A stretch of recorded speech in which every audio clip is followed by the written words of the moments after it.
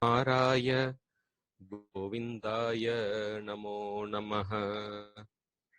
Om Ajnanaatimirandasya Jnananjana Shalakaya Chakshuronmilitam Yena Tasmai Shri Gurave Namaha.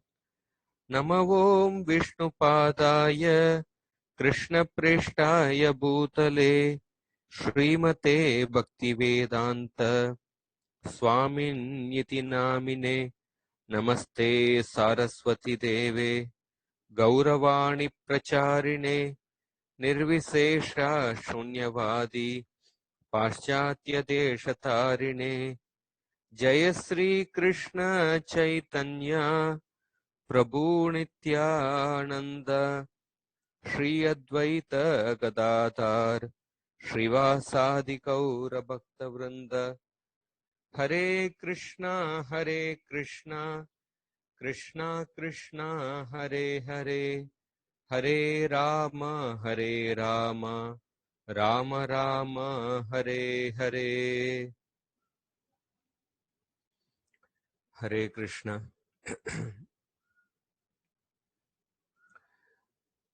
It's my great fortune to speak to this Bhakti Vaibhav batch of devotees from Pune, from Sri Sri Radha Vrindavan Chandra congregation. I'm sure that there will be many senior devotees present who will be hearing. I seek the blessings of all the devotees before attempting to discuss Srimad Bhagavatam. In this particular sessions, we are going to discuss chapter 7, chapter 8, and chapter 9 from the first canto. So actually, I'll keep my video off because that will save some bandwidth, and I'll share the PPT, a simple PPT which I prepared with just the verses. Just told me to keep the video on initially. So during question answer, I will again keep the video on. Right now, I'll keep my video off and I will share the PPT.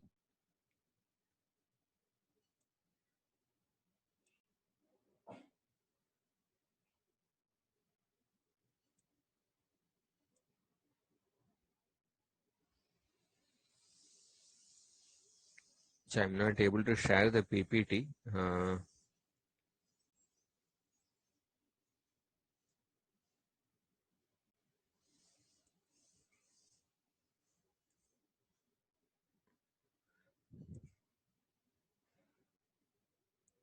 So can you enable screen sharing for me? Balabhadra Kripa Prabhu. You are not enabled screen sharing for me. Can you enable screen sharing?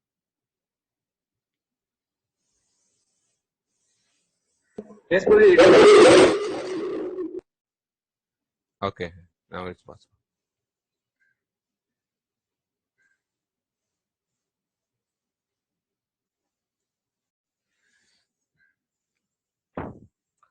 Okay, so we'll begin the chapter 7, the son of Drona punished.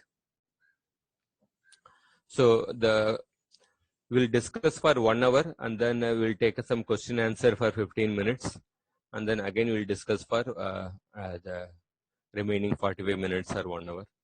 So like that, this will be the format of the class.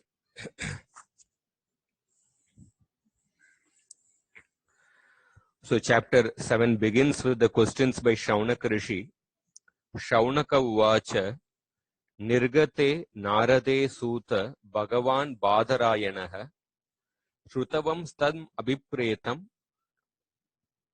Tatak Kim Akarod Vibuhu.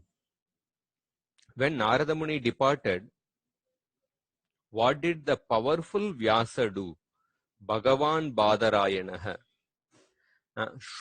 Shrutvam Stam Abhipretam, having heard the advice of Narada Muni. So in the 7th chapter, this is a very crucial chapter, because in this particular chapter, the Vyasadev's trance is described, what Vyasadev saw in his samadhi. So the main subject of this particular chapter is that we will see that what the Vyasadev's trance, what Vyasadev saw in his samadhi, that is the first section of this chapter. And then the next section of the chapter is that the withdrawal of the Brahmastra released by the Ashwatthama by Arjuna. That's the second section of the chapter. The third section is the punishment of Ashwatthama. So Shaunaka Rishi is asking that what did Vyasadeva do after Narada Muni departed? Suta Uvacha Brahmanadyam Saraswatyam Ashrama Paschime Tate Samyaprasa iti Prokta Rishinam Satra Vardanaha. Just you just wait for 1 minute. The Balabhadra Kripa Prabhu asked me to send the PowerPoint. I will just send the PowerPoint and then I'll again start the class.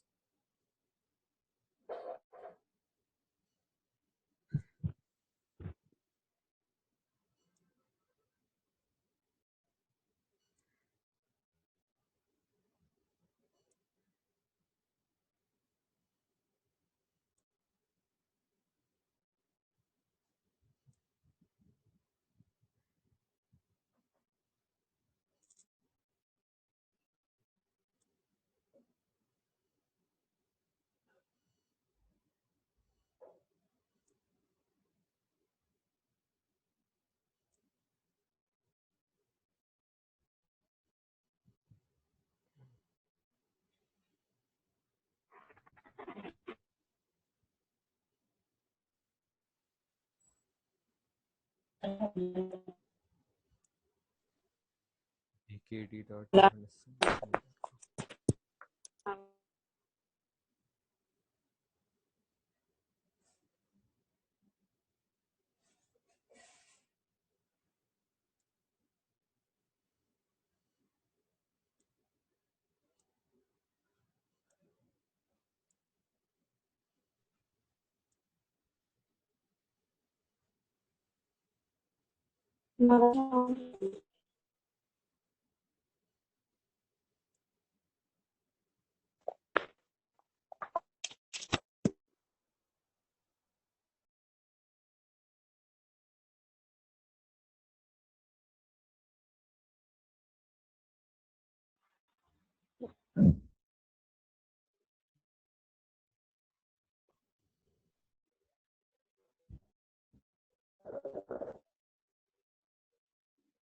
Hare Krishna.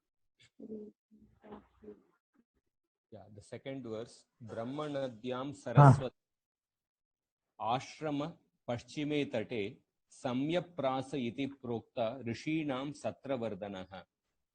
So Suta Goswami said, there is a hermitage for the sages called as Samyaprasa, which is favorable for many sacrifices and which is situated on the Paschime Tate, the western bank of the Saraswati river. Saraswati river is called as the Brahmanadyam. Brahmanadyam is another adjective which describes the Saraswati river. So why it is called as Brahmanadya? Because here in this world, the Brahmanadyam means the river where the Brahmanas take shelter. The river where the Brahmanas go and take shelter to perform their spiritual activities. So there is a hermitage for the sages called as Samya Prasa, which is favorable for performing many sacrifices. Satra Vardanaha. Satra refers to the sacrifices. Satra Vardanaha, that means which is favorable or which will actually increase the performance of the sacrifices, which is favorable for performing the sacrifices. And Paschime Tate, situated on the western bank of the Saraswati river, which is called as Brahma Nadi, where the Brahmanas go and take shelter. So the word Brahma has many meanings. Brahma can mean the Vedas, Brahma can mean the Tattva, Brahma can mean Tapasya, and Brahma can mean Lord Brahma, and Brahma can mean the absolute truth, Brahman. And one of the meaning of the word Brahma is also Vipra, a Brahmana. So here the word, the Brahman Adhyam, in this particular verse, the word Brahma has the meaning of Brahmana or Vipra. So Brahman Adhyam means the place where the Brahmanas go and take shelter.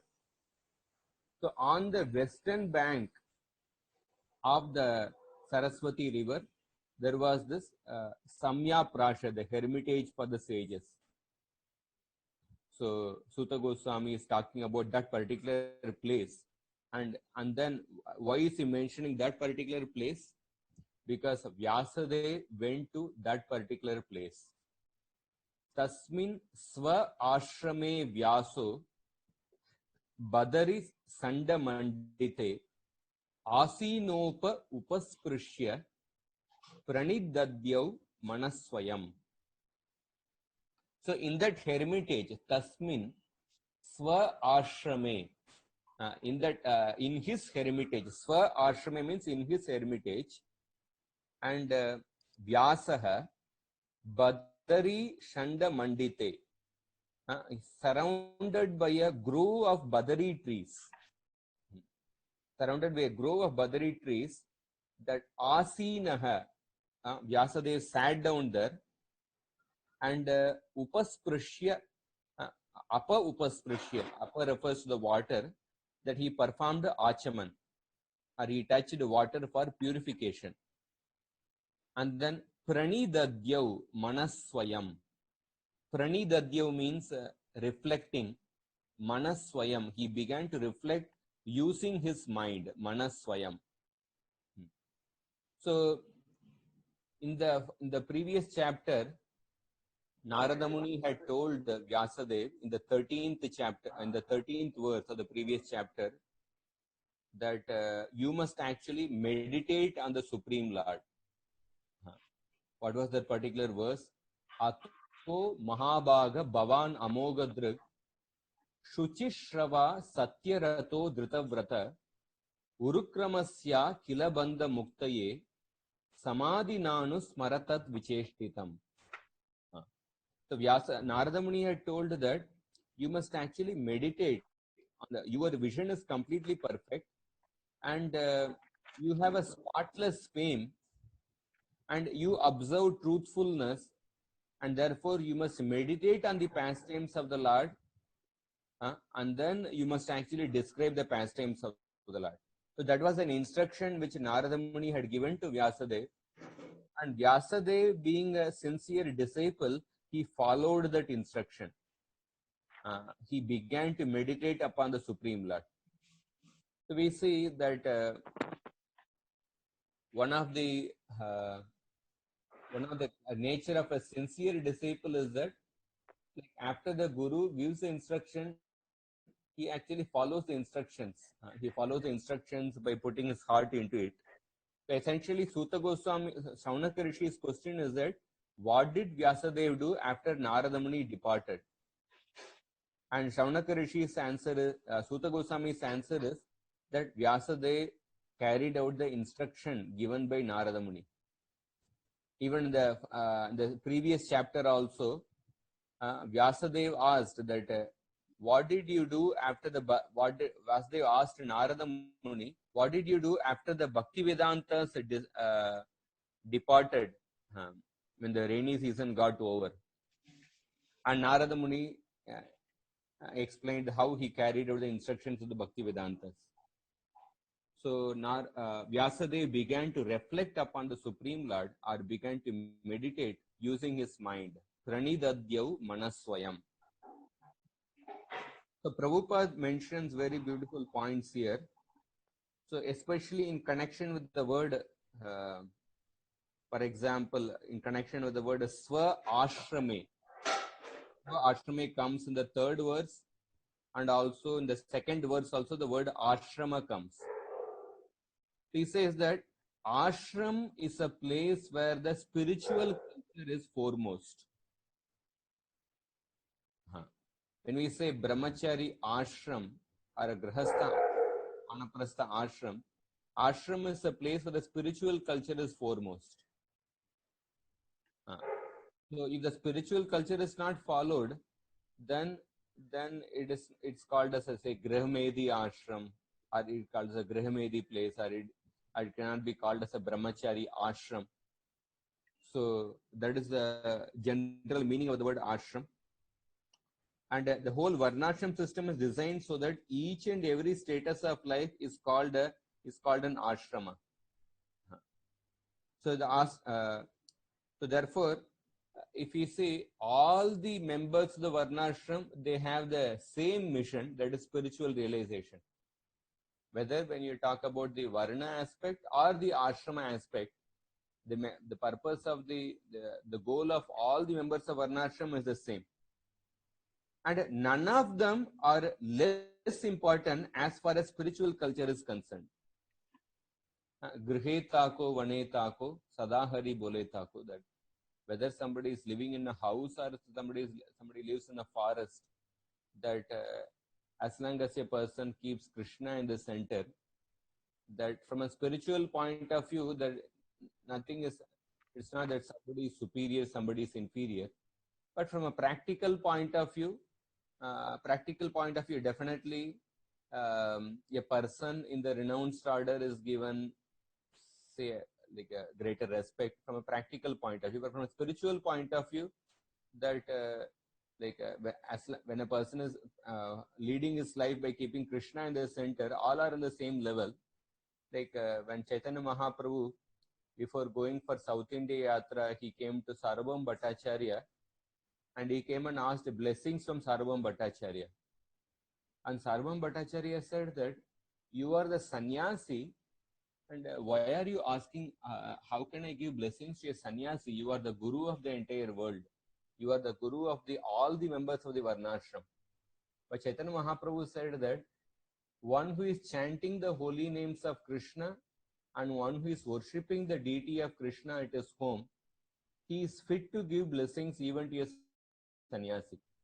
So from that point of view, from a spiritual point of view, none of them are less important as far as spiritual culture is concerned. And the difference is just a matter of formality. And sannyasis are held in high esteem on the strength of practical renunciation. So these are some points which Prabhupada mentions in the purport. And the third verse, Prabhupada says that Vyasadeva actually touched the water for purification. So in the Vedic culture, water is considered a purifying element. That is why a person bathes with water, washes the hand with water after performing the nature's call, after eating. But in the non-Vedic culture, many times this aspect of purifying ability of the water is not appreciated. So Vyasadeva actually performed meditation. So now the next verses, which are very important verses, verse 4 to 8. Verse number 4 to 8 are the trance of Vyasadeva, or what Vyasadeva saw in his trance. So these 5 verses, in fact, these 5 verses form the basis of the Srimad Bhagavatam. Because based on what Vyasadeva saw in his samadhi, and then based on the vision he perceived, and then he compiled the Srimad Bhagavatam. So therefore, in the Tattva Sandarbha, the book written by Srila Jiva Goswami, he analyzes these 5 verses in great detail. And Srila Prabhupada very often quotes these verses in different sections of the Bhagavatam purport. And we will see some of the points in relation to these verses. So we'll go to the 4th verse. There is some background sound which is coming.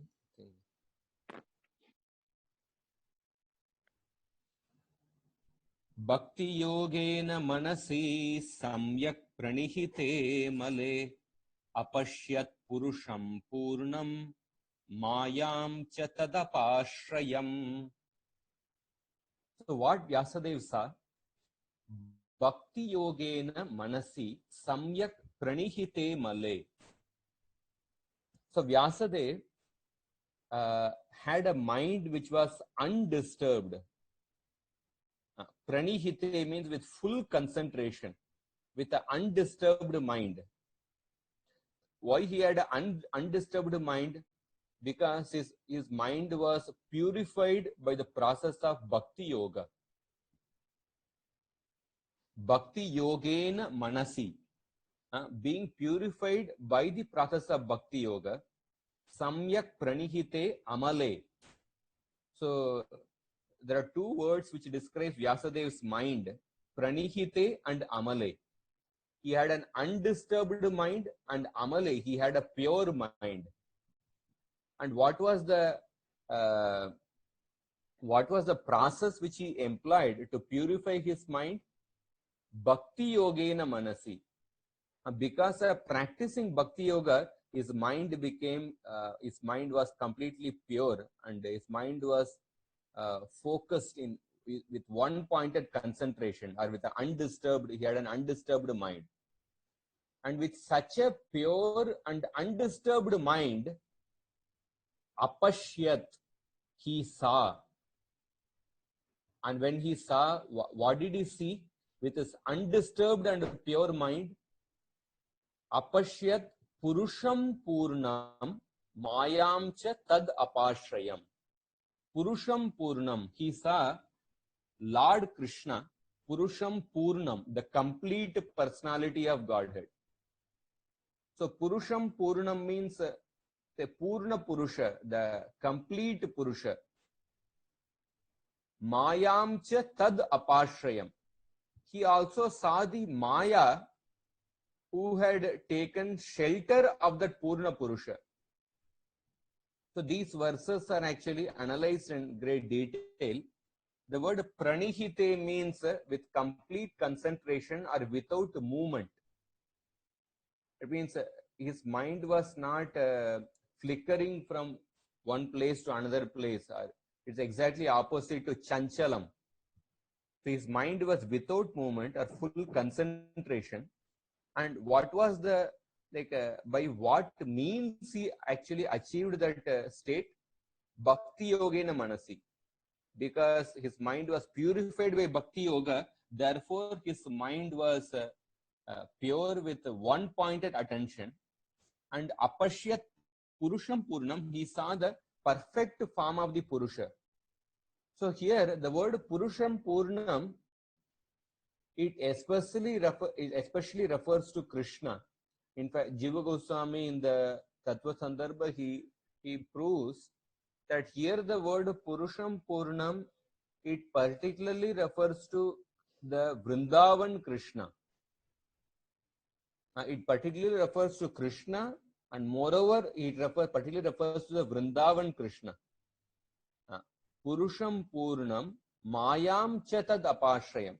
Because one of the way, the later, the 7th verse of the same chapter, there it's mentioned that Krishne Parama Purushe. So there with the Parama Purushe, the word Krishna is added. So that is also a proof that here Purusham Purnam, it refers to Krishna. Because in the 7th verse it is mentioned that Krishne Parama Purushe. And in some readings of the Bhagavatam verses, instead of the word Purusham Purnam, the word which is used is Purusham Purvam.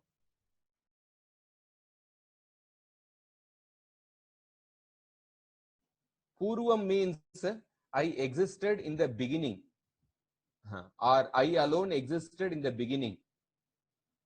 So even if you take that reading, Purusham Purvam, that means I alone existed in the beginning, still it refers to the Krishna only. So Purusham Purvam means I alone existed in the beginning, because in the 2nd canto, 9th chapter, when the Lord spoke the Chatushloki Bhagavatam to Brahma, he said that Aham evasam evagre nanyat yat sadasata param. That I alone existed in the beginning and I alone exist after the annihilation of the universe. And during the manifestation of the universe, I only exist.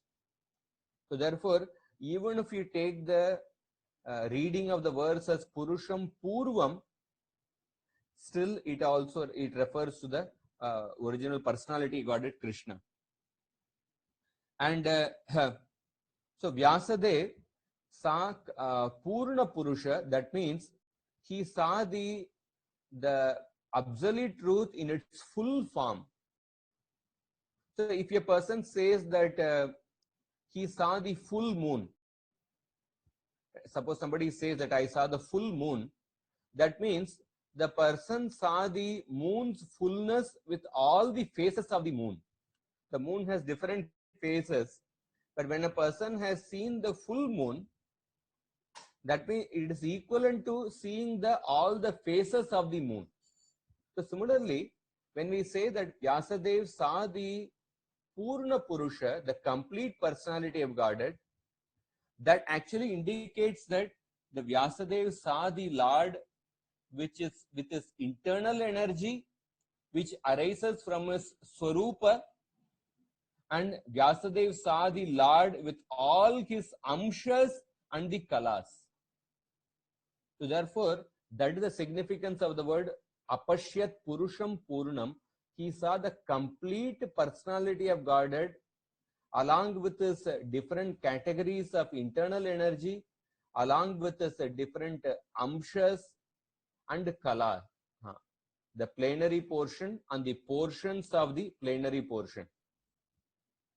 And then Vyasadev saw also one more thing, Mayam cha tad apashrayam. And he also saw the Maya potency, which has the opposite qualities. Because Maya potency does not arise from the Swarupa Shakti of the Lord, therefore it is mentioned separately. It is mentioned separately. And Maya is mentioned separately with the word Mayam cha. And how he saw the Maya? Mayam cha tad apashrayam. Apa ashrayam. So the prefix apa is mentioned. Apa means that the Maya is an inferior energy of the Lord. And Maya is under the control of the Lord. Apa ashrayam. He saw the Maya potency which had taken complete shelter of the Lord, which was under the control of the Lord, which was under the shelter of the Purna Purusha. Later in the second canto, in the Narada Muni's and Brahmaji's conversation, the second canto, 5th chapter, then Brahmaji starts answering the questions of Narada. He says that Bilajyamanaya yasya statum iksha pate muya vimohita vikattante mamaham iti durdiyaha. The ignorant jivas are bewildered by Maya, who is ashamed to stand in front of the Lord. So Vilajya Manaya Yasya, the Maya actually stands at the backside of the Lord. She was ashamed to stand in front of the Lord. So this Mayam Chatad Apashrayam is important because Vyasadev saw in his Samadhi that the Maya potency was under the control of the Lord. Therefore, this is a very important verse because this verse actually directly opposes the Mayavad philosophy. Because according to the Mayavad philosophy, that when the Brahman comes under the control of the Maya potency, it becomes the Ishvara. When the Brahman comes under the control of the Maya potency in goodness, it becomes the Ishvara. When the Brahman comes under the control of the Maya potency in passion, it becomes the Jiva. And when it comes under the Tamoguna portion of the Maya potency, it becomes the matter. So according to the Mayavad theory, that the Ishvara Ishwara's body is actually made of the Sattva Guna portion. It's made of Sattva Guna. It's made of actually the three Sattva Guna. It's made of Maya. But this verse directly actually opposes the Mayavad theory, because this verse says that Maya is under the control of the Lord. Maya can never overpower the Lord. And that is why that this theory that say when you say Daridra Narayan Seva or the Manav Seva is Madhav Seva, that like serving the poor is actually is equivalent to serving Narayan, or serving the doing philanthropy is equivalent to actually serving the Lord. These are like many there are many people who are actually charitable. Many times they are atheists actually. We have to, Vaishnava also is sensitive. Like when we see anybody poor, a Vaishnava, out of his natural soft-heartedness, he also actually is expected to give charity.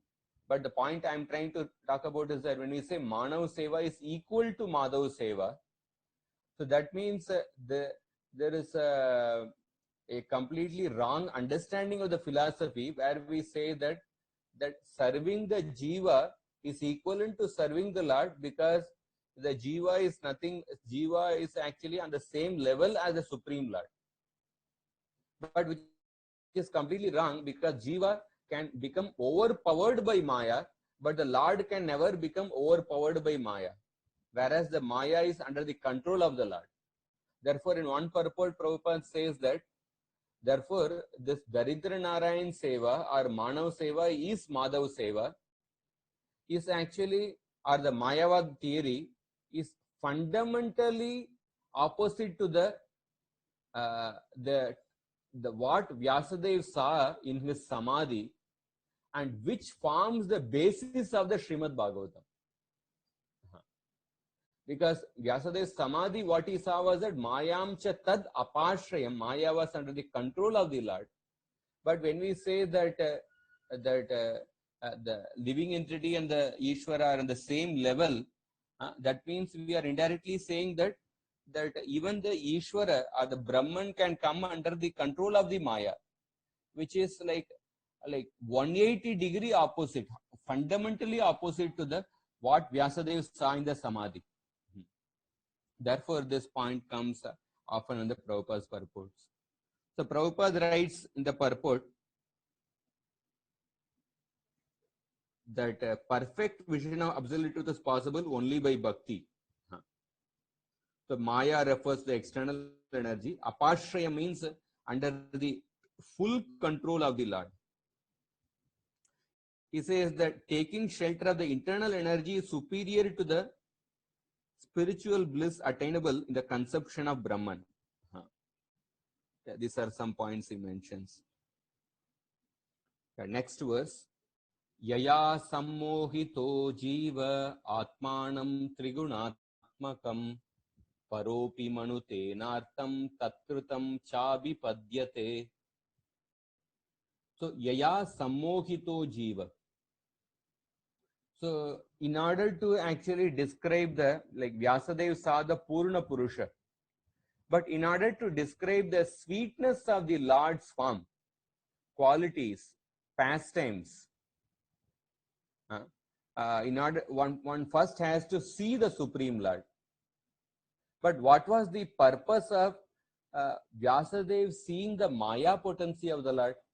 Because Vyasadeva, like Narada Muni told Vyasadeva to describe you write one literature where you can exclusively glorify the Supreme Personality of Godhead. So Vyasadeva ultimately wanted to describe the glories of the name, form, qualities and pastimes of the Supreme Personality of Godhead. So Vyasadeva is seeing the Supreme Lord. So what is the purpose of Vyasadeva seeing the Maya potency of the Lord? So this verse explains why Vyasadeva also saw the Maya potency of the Lord. Yaya sammohito jiva atmanam trigunatmakam paropi manute nartam tatkrutam chabipadyate. Yaya sammohito jiva, bewildered by that Maya, the jiva, although he is separate from the three gunas, para api, paro api, para api means although, api means although, para, although the jiva is actually is, although jiva belongs to the superior energy of the Lord, is separate from the three gunas, but yaya samohito jiva, bewildered by the maya, manute, manute means the jiva considers, he considers himself as atmanam trigunatmakam. He considers himself to be made of the three gunas, made of the three gunas. And then as a result of thinking as a result of actually considering oneself to be made of the three gunas, what happens to the jiva? Paropi manute anartham tatkritam chabipadyate. Tatkritam cha abhipadyate. So he takes on the material existence created by the gunas. Tatkrita. So paropi manute anartham tatkritam chabipadyate. So tatkrita means he takes on the material existence, anartha, tatkrita, which is made of the three gunas. So therefore, that the purpose of Vyasadeva seeing the Maya is that how can the living entity who is afflicted by the material disease naturally taste the sweetness of the Lord's form, qualities, and pastimes? Like suppose when somebody is actually afflicted with a disease, he doesn't have the capacity to, he can't actually taste foodstuffs like say condensed milk or some jalebi or something, because he doesn't have the ability to taste uh, such like nice foodstuffs. First he has to get rid of the disease. Once he gets rid of the disease, when he comes to a normal position, then he can appreciate the sweetness, or when he can appreciate the different varieties of foodstuffs. So therefore, that there can be no prescription for the cure without first seeing the disease. So first we have to understand the disease of the conditioned soul. After understanding the disease of the conditioned soul, then a prescription is given to for the living entity to come out of the disease, so that he can actually experience the sweetness of the Lord. So therefore, that without actually understanding the disease of the conditioned soul, we cannot prescribe the proper medicine and the food. Medicine is given and the food is given, but in order to give the proper medicine and the food, first you have to understand the disease of the conditioned soul. A disease of the conditioned soul is that the conditioned soul actually identifies himself with the matter, although he is actually although he belongs to the superior energy of the Lord. Paropi manute. So this verse, in sum and substance, Vyasadeva gives a diagnosis of the living entity's disease. He is giving the diagnosis of the problem. So bewildered by the covering and the bewildering potencies of Maya. So Maya has two potencies, avaranatmika shakti and prakshepatmika shakti. And the covering potency and the throwing potency. So bewildered by these two potencies of Maya, the living entity, although he belongs to the superior energy of the Lord, but he thinks himself to be made of matter, and as a result of that, anartham paropi manute anartham tatkritam cha apipadyate. Anartham, he accepts a material existence, tatkritam, which is created by that identification with matter. So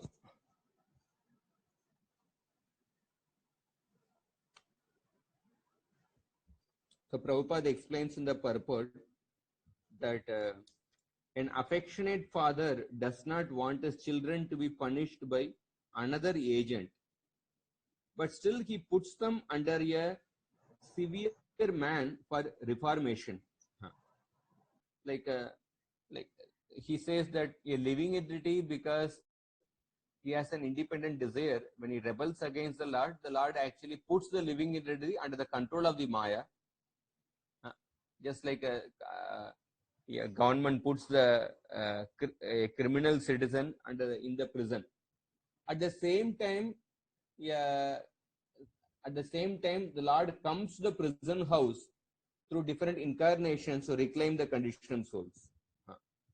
Although actually the surrendering process of devotional service to come out of the clutches of Maya described in the later verses, Prabhupada in his purport, in this purport itself, Prabhupada explains about the surrendering process.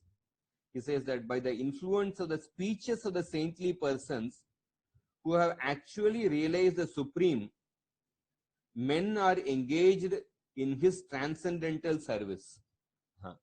Like Bhagavatam explains that Sa Uttama Shloka Mahan Mukhachuto Bhavat Padamboja Sudha Kananila Smritim Punar Vis Smrita Tattva Vartmanam Kuyoginam no Vitaratyalam Varai.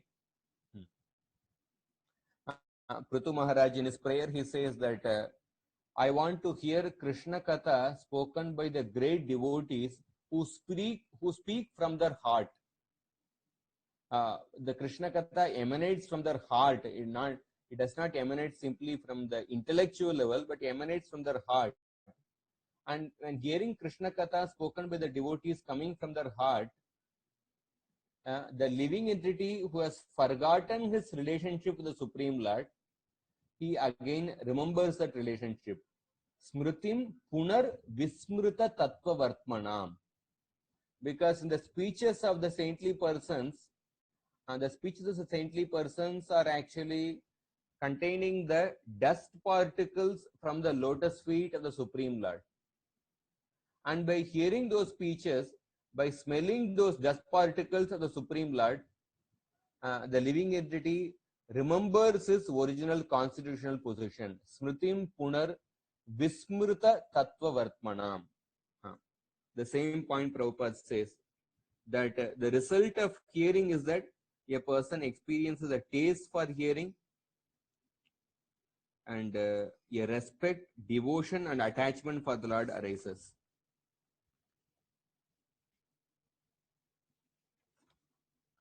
Yeah. So essentially we can say there are three teachers for the conditioned soul. One teacher is the Supreme Lord. When the Supreme Lord comes, say for example, when Krishna appears, he spoke the Bhagavad Gita. So by hearing the Bhagavad Gita, we are accepting Krishna as a teacher.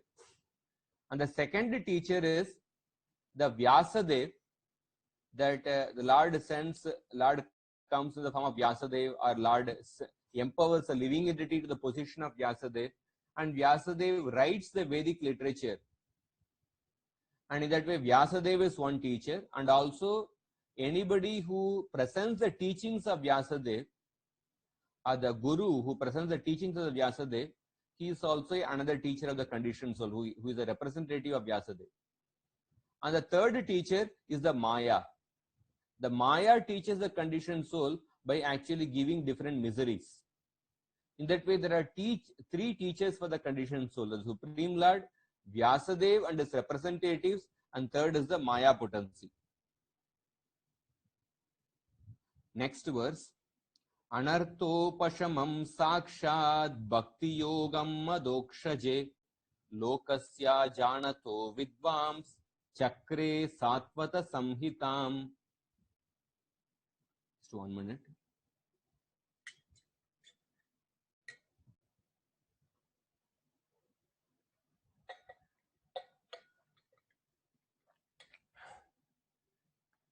So then further, in the previous verse, Vyasadeva diagnosed the disease of the conditioned soul.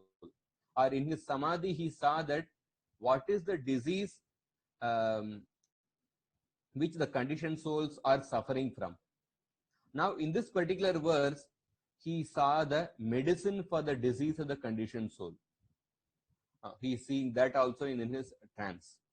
So we can see that in Vyasadev's samadhi, there are different stages of what Vyasadeva saw in the what Vyasadeva saw in his Samadhi. First, Vyasadeva saw the Supreme Lord, and he saw the Supreme Lord to be a Purna Purusha. That means he saw the Supreme Lord along with his Amshas and the Purusha Avataras and Guna Avataras, and he saw the Supreme Lord. In fact, Jiva Goswami, the Tattva Sandarbha, he says that Vyasadeva, the fact that Vyasadeva saw the Purna Purusha, that it also indicates that Vyasadeva, that Brahman aspect and Paramatma aspect are also included within that, because the personality of Godhead is the basis of Brahman and the Paramatma.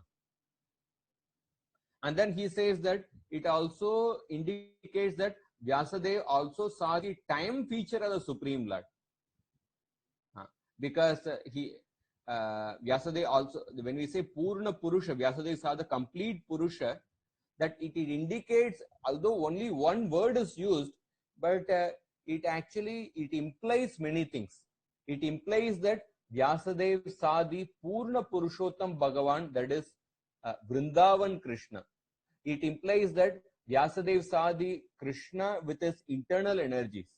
It implies that Vyasadeva saw the Krishna with his different Gunavataras, Leelavataras, Manvantara different Amshas and Kalas, the portions of plenary portions, etc. And it implies that Vyasadeva saw the Chit Shakti with different varieties of, there are different categories within the internal energy, like Bimala, Utkarshini. Later, when we see in the second canto, 9th chapter, when Brahmaji got darshan of Krishna, that it is described that how Brahmaji saw the different energies of the Lord. So, although the word only Purna Purusha is mentioned, it implies that Vyasadeva saw all these different categories of internal energy also. And then Vyasadeva saw the Mayam Chetad Aparshrayam. He saw the Maya Shakti behind the Lord. And so, like another example which Jiva Goswami gives is that the internal energy of the Supreme Lord is like the personal queen of a king. A personal queen of a king who always accompanies the king. But the external energy of the Supreme Lord is like a maid servant who actually performs the service outside the main palace, like who may be performing the brooming, or who may be performing different other services of the king. So the Maya potency, the external energy, is compared to the, like a maid servant. Maid servant will not be staying in the main living room of the king. Maid servant will have no access to the private chambers of the king. The maid servant serves the king in the outer part of the palace. So Mayam Chetad Apashrayam, the external energy is compared to a maid servant, just like a maid servant serves the king in the outer part of the palace. Similarly, the Maya potency serves the Lord by standing behind the Lord. But at the same time, we have to understand that Maya is rendering a very thankless service, performing a thankless service. So he saw the external energy, Maya, behind the Lord. And then Vyasadeva saw how the living entities are actually, although they are transcendental to matter, because they identify themselves with matter, they are actually undergoing the material existence. This is the next stage of Vyasadeva's vision. And then he saw what is the solution, or what is the medicine for the disease of the conditioned souls. So that is this 6th verse. So anartho pashamam sakshat bhakti yogam adokshaje. So Vyasadeva saw bhakti yoga to the Lord, which effectively destroys the jiva samsara. Anartha upashamam sakshat. Anartha upashamam. Upashamam means destroying. Anartha upashamam. So anartha here refers to the material existence or the samsara. What is the mean to destroy that? Bhakti yogam. So Vyasadeva saw the bhakti yoga to the Lord, which effectively destroys the jiva samsara. So somebody may diagnose the disease, but if a person does not know the medicine for the disease, it is only a half job. Just like for the coronavirus, so there is a diagnosis of the disease has been done, but so many doctors, I spoke to different doctors, but they said that like there is no proper treatment for that. You just keep giving different medicines. You give some hydrochloroxy, or you give, or some other person, you give another medicine. So it is like you keep trying different things. There is no like a defined treatment.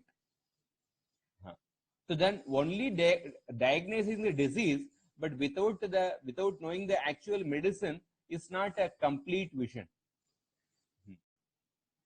So here Vyasadeva, he sees the exact medicine for the disease of the conditioned soul, that is Bhakti Yogam Adokshaje. Bhakti Yogam unto the Supreme Lord Adokshaja. So Adokshaja means one who is beyond sense perception. But Adokshaja specifically refers to Krishna. Jiva Goswami in the Tattva Sandarbha, he quotes the words from the Harivamsha Purana. Harivamsha is the supplementary to the Mahabharata. In the Harivamsha Purana, after Krishna killed Putana, the Vrajavasis gave Krishna the name Adokshaja. They gave Krishna the name Adokshaja. So therefore, Adokshaja specifically it refers to Krishna also. So he saw Bhakti Yoga to the Supreme Lord Adokshaja, which effectively destroys the Jiva Samsara. So he found out the medicine now. Now after finding out the medicine, now he is actually recording that medicine. He is recording the process of like curing the living entities problem in the book called as Srimad Bhagavatam. Lokasya ajanato vidvam chakre satvata samhitam. Because unless you actually write down the medicine for the sake of the people who will take birth in the future, and in due course of time, one may forget the disease, one may forget the medicine also. So lokasya ajanato vidvams chakre satvata samhitam, for the sake of the ignorant people, ajanata vidwan, the learned Vyasadeva, chakre, he wrote the Satvata Samhita. Satvata Samhita is a name for the Srimad Bhagavatam. So, in this way, we see these verses. On the next verse, yes, let me see what take up some points from Prabhupada's purports. So, Prabhupada actually. Yeah, when we see many of the points all these points are there in Prabhupada's purports also. Purna Purusha refers to, that means Vyasadeva saw the complete personality of Godhead, the meaning which we went through that's described. The remedial measure is a devotional service. It begins with hearing and chanting. Revival of the dormant affection or love of Godhead does not depend on the mechanical system of hearing and chanting, but solely depends on the mercy of Krishna.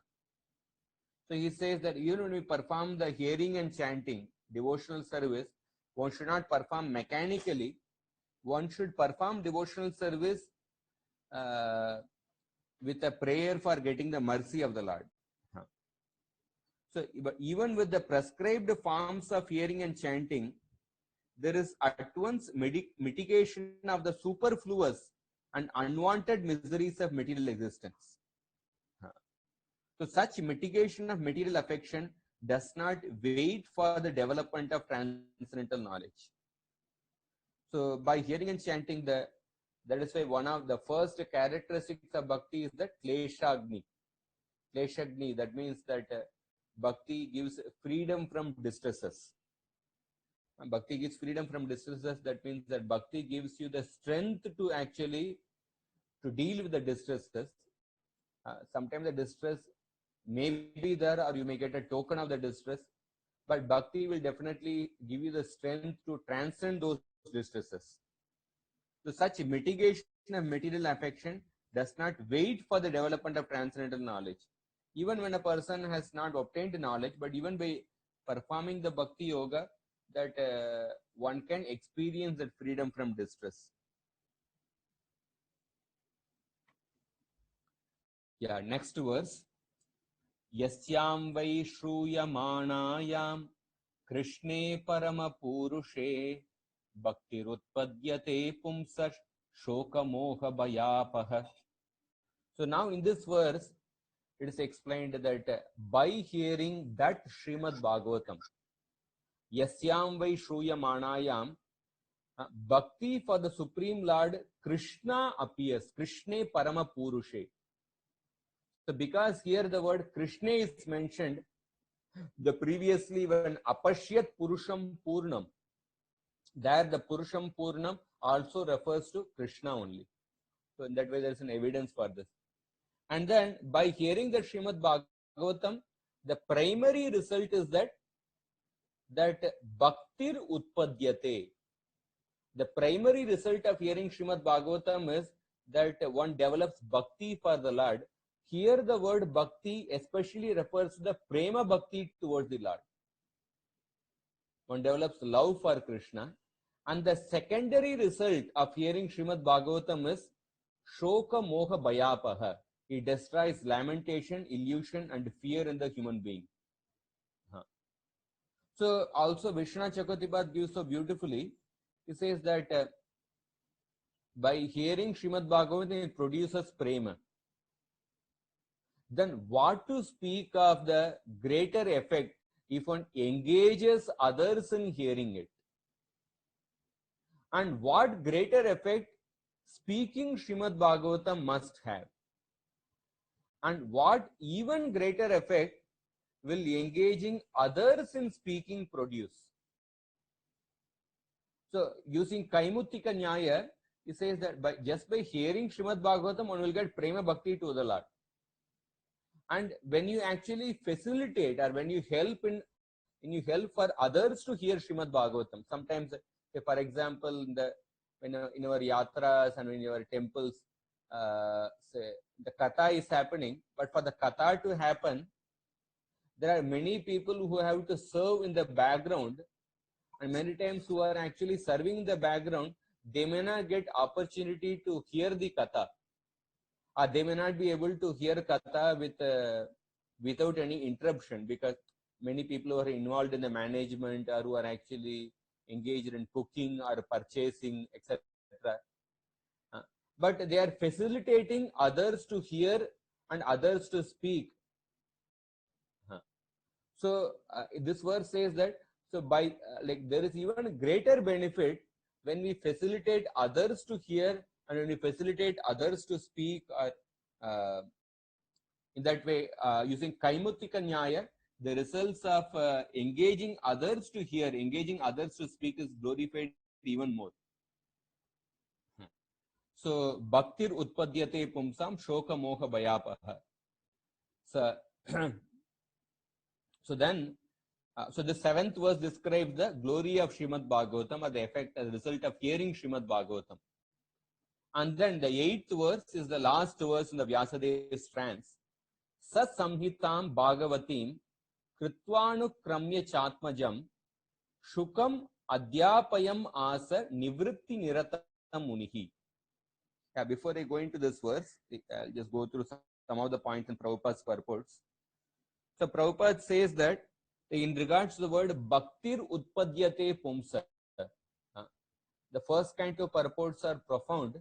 So as I mentioned, the word bhakti refers to the prema. So Prabhupada says that love is the only word that can be properly used to indicate the relation between Krishna and the jivas. So in one sense, if you see, when you talk about the word love or prema, it can be there only with the Supreme Personality of God. In fact, with every other living entity, we have a relationship with the different other living entities within the family, or different, say, our friend circles or different officers, etc. But when we talk about all the other living entities, it is actually ultimately it is on the platform of duty. Yeah, there is affection towards others, but ultimately it is a platform of duty. Uh, it cannot be, because if we try to actually when we think when we love actually other living entities or different people, at a particular point that love will be frustrated, either because of the certain behavior from the opposite party, or at least at a time will separate the two living entities. So with the other living entities, ultimately it is on the platform of duty. So the word love can be there only with the Supreme Personality of Godhead, and the prema is the only word that can be properly used to indicate the relation between Krishna and the Jivas. And affection between the Lord and the Jiva is something like that between the male and female. In fact, there is a verse spoken by Rupa Goswami, or he quotes in the Padyavali. He says that just like a young boy is always thinking about his relationship with a young girl, so similarly, let me also develop a natural attraction towards you, like that Rupa Goswami offers a prayer. So that's the same point Prabhupada says. Therefore, the term love of Godhead is quite appropriate. And then he says that hearing about Krishna is an immediate contact with him by the transcendental sound. And the transcendental sound is so effective that it acts at once by removing all the material affections.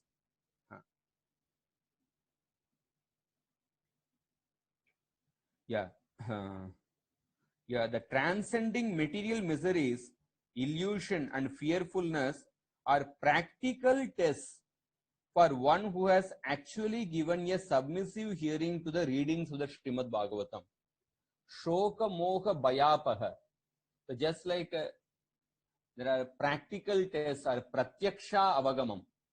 So the practical test of actually here giving oral discipline to Srimad Bhagavatam is that how much we are freed from shoka, moha and bhaya, lamentation, illusion and fear. So therefore, if we develop faith in Krishna, our mental energy gets conserved. So many times we think about saving our physical energy, but if we see that our mental energy, so many times our mental energy goes in lamentation or being fearful about the future. Lamentation is about the past, illusion is of the present, and the fear is of the future. But if we can focus on Srimad Bhagavatam, we can conserve so much of our mental energy. The foolish politicians may go on holding peace and summit conferences for hundreds of years, but they will fail to achieve success. These are some points on Prabhupada's purport. I wanted to read that. So 8th verse, Sa Samhitam Bhagavatim Kritva Anukramya cha Atmajam. So actually Kritva Anukramyata Atmajam, that means Vyasadeva had actually, even before Narada Muni had come, he had already written the Srimad Bhagavatam. But the Srimad Bhagavatam which Vyasadeva wrote previously, in that he had not given prominence to the path of bhakti. But after being instructed by Narada Muni, because he was dissatisfied, then he revised the same Bhagavatam. He revised the same Bhagavatam, and then he taught the Srimad Bhagavatam, the revised edition of the Srimad Bhagavatam, to Shukadeva Goswami, who had realized Brahman. So that is why, if we like Prabhupada, when you read Prabhupada's translation, I'll just point out that Prabhupada's translation, he says that Vyasadeva, after compiling the Bhagavatam and revising it, taught it to his own Shukadeva Goswami.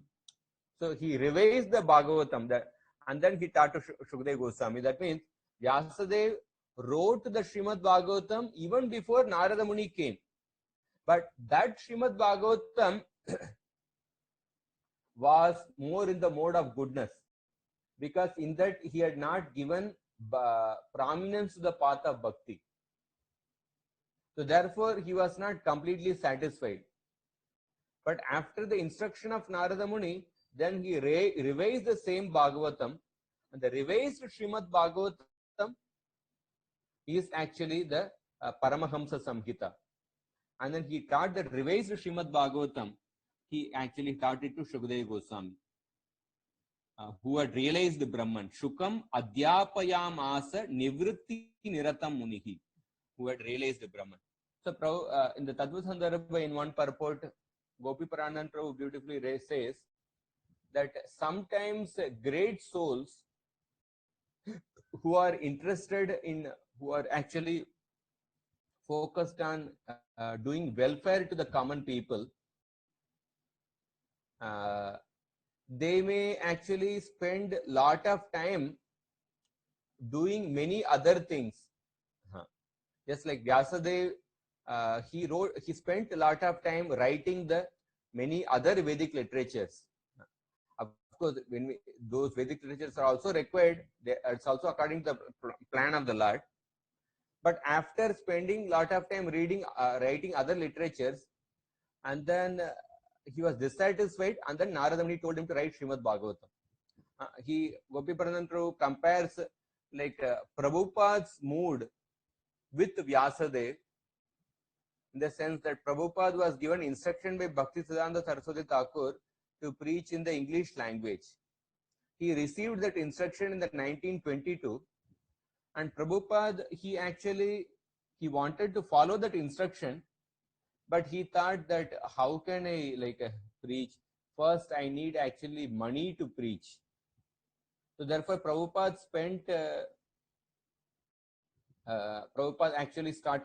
wanted to actually achieve success in his medical business, pharmaceutical business, and he was trying to achieve success, and then he felt, after I accumulate money, then I will actually start preaching. So in that way, he postponed preaching Krishna consciousness, because he thought that first I will actually do these things. That also with the purpose of actually preaching only. But then, his actually business collapsed, everything, and then finally, he actually, with 40 rupees in hand, he went to the Western country and started preaching. He initially started that first I will achieve success in the business and then I will start preaching. But finally he ended up starting the preaching mission with no money in hand, with 40 rupees in his hand. So in that way he compares Prabhupada's mood with Vyasadeva. In the sense, Vyasadeva, he wanted to do welfare for the conditioned souls, but with that welfare for the conditioned souls, he first wrote actually so many other Vedic literatures which give different indirect processes, and he spent a lot of time in that. And then when he was dissatisfied, and then with the help of Narada Muni, then he wrote the Srimad Bhagavatam, or he revised the Srimad Bhagavatam which was written previously. So because Vyasadeva had realized the superiority of prema over the realization of the bliss of Brahman, Vyasadeva taught the Bhagavatam to Shukadeva, so that Shukadeva could also see the superiority of the bliss of prema.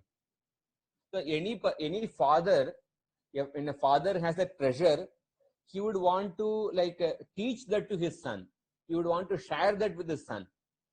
Similarly, Vyasadeva, he actually wanted to share the Srimad Bhagavatam with Shukadeva Goswami. So Vyasadeva had made an abbreviated scripture about bhakti, but on the advice of Narada, Anukramya, he rearranged the scripture and purified the scripture, giving the most prominence to bhakti to Krishna. Giving the most prominence to bhakti to Krishna. So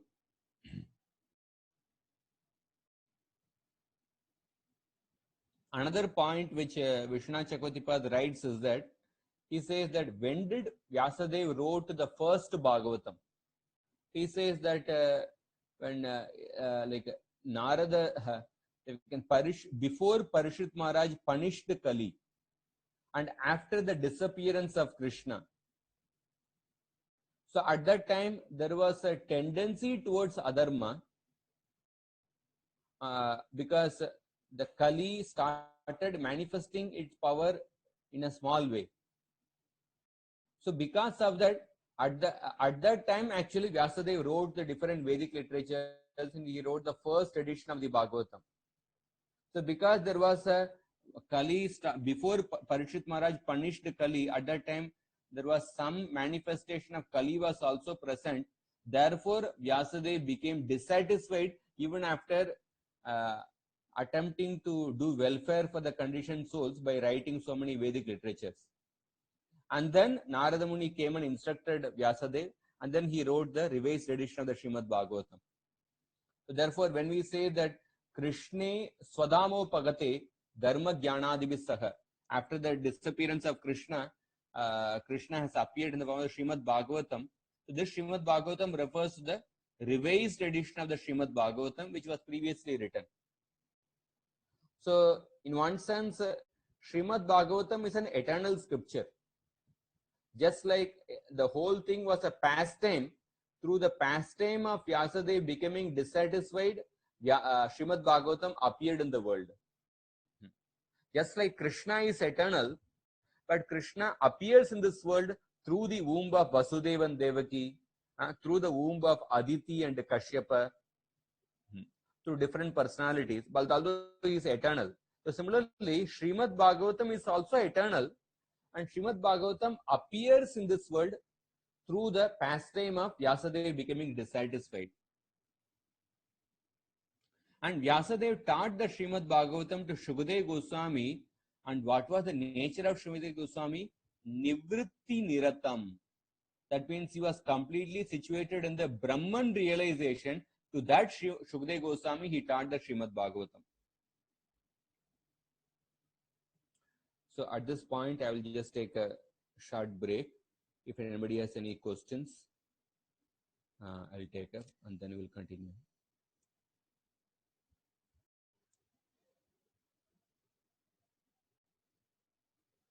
So I will be taking questions of the Pune devotees only, although there may be some other devotees apart from Pune, they may be attending. And they can actually call me after the class, but only the Pune devotees will take the questions.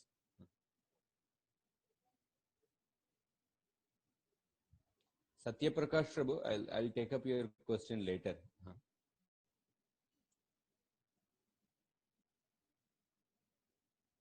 Yeah, there is a question from Abhay Charan Prabhu. The Maya described as Yoga Maya or Mahamaya? Also, is Mahamaya means Durga? Yeah, the word Mayam cha tad apashrayam, that Maya refers to the Mahamaya potency. And Durga is the personification of Mahamaya. So one thing which is consistent in the Vedic literatures is that there is a personality behind everything. There's a personality behind everything, that this Maya refers to the Mahamaya, and there is a the personification of Mahamaya is Durga. In fact, the exactly same point Jiva Goswami in the Tattva Sandarbha, he gives a story to say that how there's a personality behind every potency. There is a Maya refers to a person, because when you say Maya was ashamed to being ashamed of the Lord, the Maya was standing behind the Lord. That is what the second canto, 5th chapter says, that Vilajya Manaya Yasya Hatum Iksha Pate Muya. Maya was standing behind the Lord. So that means that shows that Maya is a person. And then in order to give evidence for how Maya is a person, Jiva Goswami quotes from quotes a story from one actually Vedic literature, how actually Maya is a person. So I will not go into the details of that story. But there is a Maya is a person. This is, and the Maya refers to Mahamaya.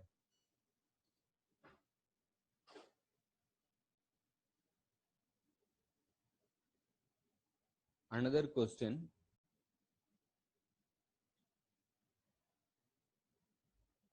Hemangi Gopi Mataji. When did Vyasadev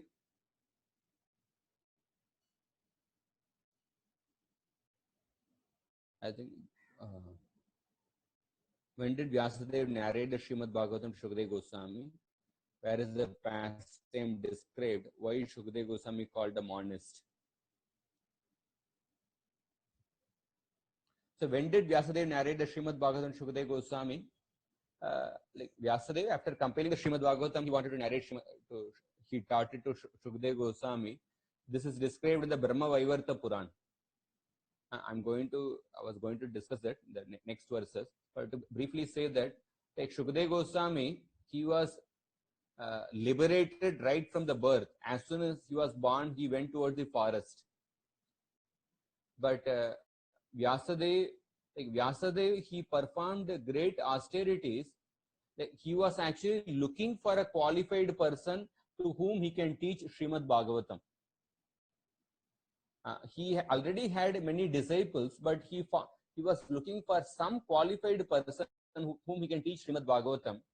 And therefore, Vyasadeva performed special austerities under the Badari tree, and then he begot Shukadeva Goswami. That is why Shukadeva Goswami is called as Badarayana. That means that personality who was born from Vyasadeva after he performed austerities under the Badari tree. So then Vyasadeva wanted to teach Srimad Bhagavatam, but Shukadeva Goswami, immediately after his birth, he went to the forest. He was fixed in Brahman realization. So Vyasadeva sent two of his disciples, and these two disciples went to Shukadeva Goswami, and they chanted, according to one version, they chanted 2 verses from the Bhagavatam. According to another version, they chanted 3 verses from the Bhagavatam. They chanted one verse describing the beauty of Krishna, Barha Pidam Natavara Vapu Karnayo Karnikaram. This verse comes in the Venuguta chapter, 10th canto, 21st chapter, where the gopis describe the beauty of Krishna. And then the second verse they chanted was how Krishna is so merciful that Aho Bakiyam Swanakala Kutam Jigam Shayapa Edapyasadvi, how Krishna gave the position of a mother to Putana who came to kill him. And the third verse they chanted was that, I think, Yanmartya Leelo Payukam Swayoga Maya Balam Darshaitam. I have to check whether this was or some other verse. That way they chanted 3 verses from the Bhagavatam. By hearing those 3 verses, Shukadeva Goswami got attracted to Bhagavatam. And he knew that, oh, these verses are from the Bhagavatam written by my father. And then Shukadeva Goswami came to his father, and then Vyasadeva taught the entire Bhagavatam to Shukadeva Goswami. And Shukadeva Goswami was a monist because previously he was realized situated in Brahman realization. And another way is that we can say, like sometimes when we are doing book distribution, we put a book stall in the railway platform, and then we tell some of our own devotees to stand in front of the book table and keep looking at the books. Because common people, when they see that somebody else is like buying or looking at something, then their curiosity will increase and they will come near to the stall. So Shukadeva Goswami is like actually an inside man. He is actually a parrot of Srimati Radharani, but initially he appeared like a monist, but then he appeared as a monist, and then he got attracted to Srimad Bhagavatam, hearing from Vyasadeva. So Samarpan Gopa Prabhu is asking the question, what is the precise or exact meaning of anartha? Paropi Manute Anartha. Sometimes we say 6 anarthas, Kama, Krodha. They are also called as Shad Ripus, enemies. Bhaktivinoda Thakur says 4 types of anartha, Tattva Vibraha. Anartha referred to the samsara, verse 6.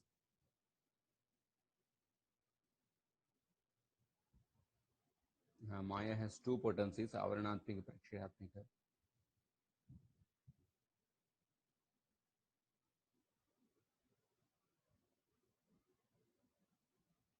Yeah, see, Sanskrit language, it has got so many facets. Like, for example, the same word has multiple meanings. Anartha, it means that which is not valuable. So it can refer to the kama, krodha, lobha, mada, matsara, etc. It can refer to the four types of anarthas talked by Bhaktivinoda Thakur, like Hridaya Daurbalya, etc. He speaks about that, or Asat Trishna.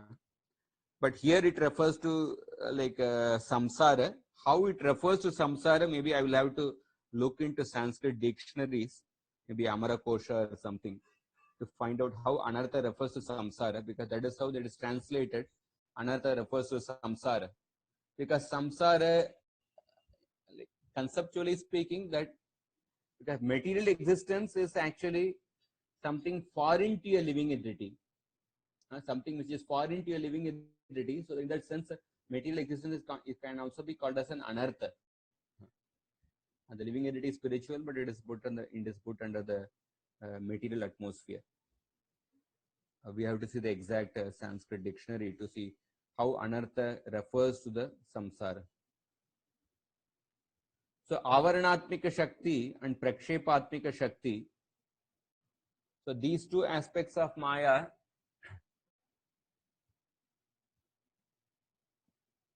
it's like this is also described in greater detail in other places, but to say in simple words, avaranatmika shakti, covering potency and throwing potency. Maya actually throws the living entity in different species, different 84 lakh species of life.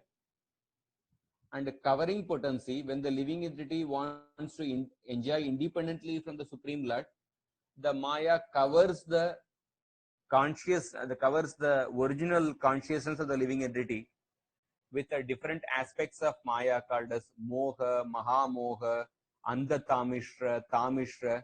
These are all different types of ignorance created by Lord Brahma. The description comes in the third canto, 10th chapter. Brahmaji, he created different types of ignorance by which the living entity forgets his original position and he starts identifying with something foreign. So the Maya has one aspect of Maya's potency is that Maya covers the living entity, and when the living entity performs different activities, Maya throws the living entity. Maya punishes the living entity by putting in different species. If you are more eager to facilitate for others, but we don't have much taste for hearing, will it have benefit? Which is spoken by Vishnu Chakravartipad. Yeah, we have to balance actually. It is not that suppose we are simply we are only facilitating others to hear, but we don't hear at all. If we are only doing, say, suppose management services, but we don't hear Krishna Katha, then we will not be able to perform those services also in the right consciousness.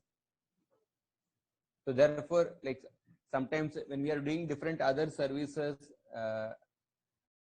say, which are in the background, because of that we are not able to hear, and whenever hearing and chanting is not strong, it will also affect our consciousness while performing those management services which will facilitate others to hear. So therefore that we have to balance. We have to spend some time where we can exclusively hear also, and also we should also help. We should also be eager to perform services which will facilitate others to hear and chant, which may mean that sometimes taking some services in the background.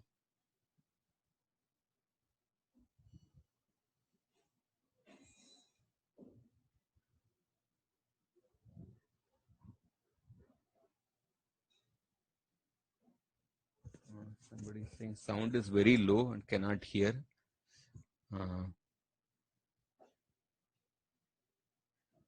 We usually speak with pride that Sanatan Dharma, Vedas are accommodating and recognize and respect the diversity of men, 4 lakh species. How does Srimad Bhagavatam fit into the larger scheme of things?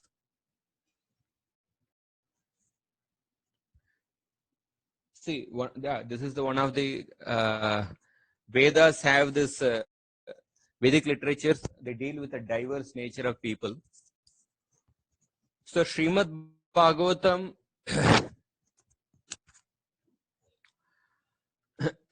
yeah, it exclusively speaks about bhakti. When we talk about bhakti, bhakti is the highest process, and therefore Bhagavatam is a Paramahamsa Samhita. At the same time, although it is the high, generally like in the material world, when somebody is giving, when we are giving the highest knowledge or highest process, then some people may not be suitable for that. Like for example, there are certain coaching classes in which they take only people who are already bright. Only those people are given admission. The normal dull people, they are not given admission there. But Srimad Bhagavatam, in one sense, it is talking about the highest process of bhakti, but the same process of bhakti can be practiced by anybody, can be practiced by the learned person and also by the illiterate person. Bhakti can be practiced by a person within the Varnashram and also outside the Varnashram. Bhakti can be practiced by a human being and also even in a non-human species like Gajendra and others. So in that sense, in one sense, because bhakti is independent, on a Siddhantic level, talking about the Siddhanta, bhakti is independent, that bhakti in one sense is open for all the varieties of men, not only 4 lakh species of human being, for all the 84 lakh species, like bhakti can be practiced, at least theoretically on a Siddhantic level. There are examples like how even the child in the womb practiced bhakti. In fact, in the Chatushloki Bhagavatam, the third verse of the Chatushloki Bhagavatam, Yatsyat Sarvatra Sarvada, in that there is elaborate quotations are given in that particular verse. How bhakti can be practiced by a person in all the stages of life. Bhakti can be practiced by a person with material desires and without material desires. Bhakti can be practiced during all times, during pralaya also, the beginning of the creation. So in that sense, bhakti in one sense, on a Siddhantic level, it can be practiced by everyone. But on a practical level, if you see, yeah, definitely there is everyone requires a certain material stability even to practice bhakti on a practical level. So that material stability is provided by Varnashram Dharma.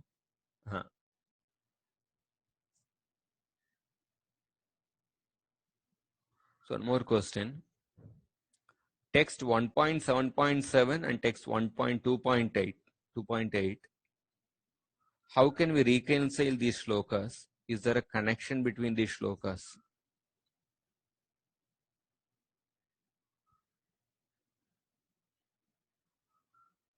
I have to. How can we reconcile these shlokas? I am not able to understand what is the exact contradiction which you have to reconcile.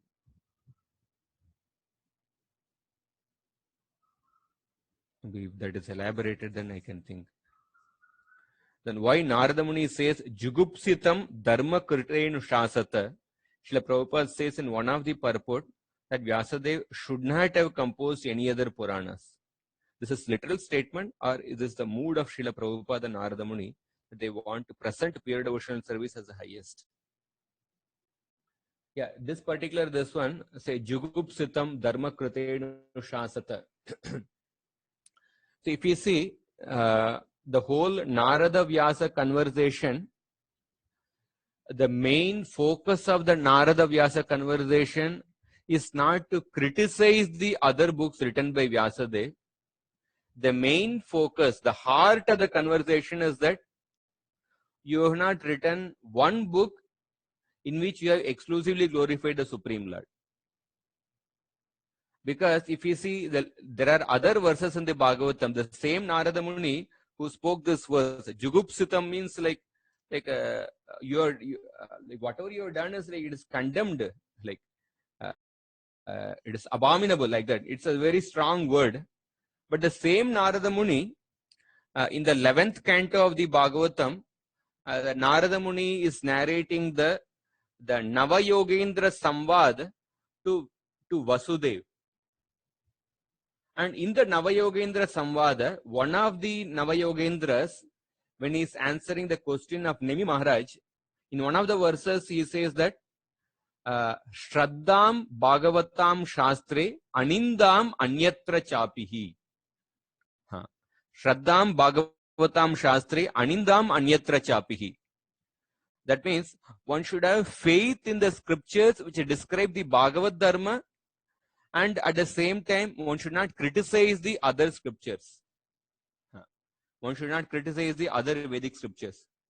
So the same Narada Muni who spoke the Jugupsutam verse, he says that Anindam Anyatra Chapihi, that one should not criticize the other Vedic scriptures. So therefore, when we say Jugupsutam Dharma Kritenu Shasata, it is the purpose is, the focus is not to criticize the other scriptures, because Vedic scriptures, they give a direct path of bhakti, and they also give indirect paths of karma and jnana, who are not in a level to appreciate the transcendental reality, who are not in a position to appreciate the transcendental reality. In order to elevate them also, the indirect paths of karma and jnana are described. So that is why you must read the Vishna Chakotipad's explanation of the fourth offense to the holy name in the Madhurya Kadambini. The fourth offense to the holy name is Shruti Shastra Ninda. Just give me 1 minute so that I can actually read out that particular explanation given by Vishna Chakotipad. I'll just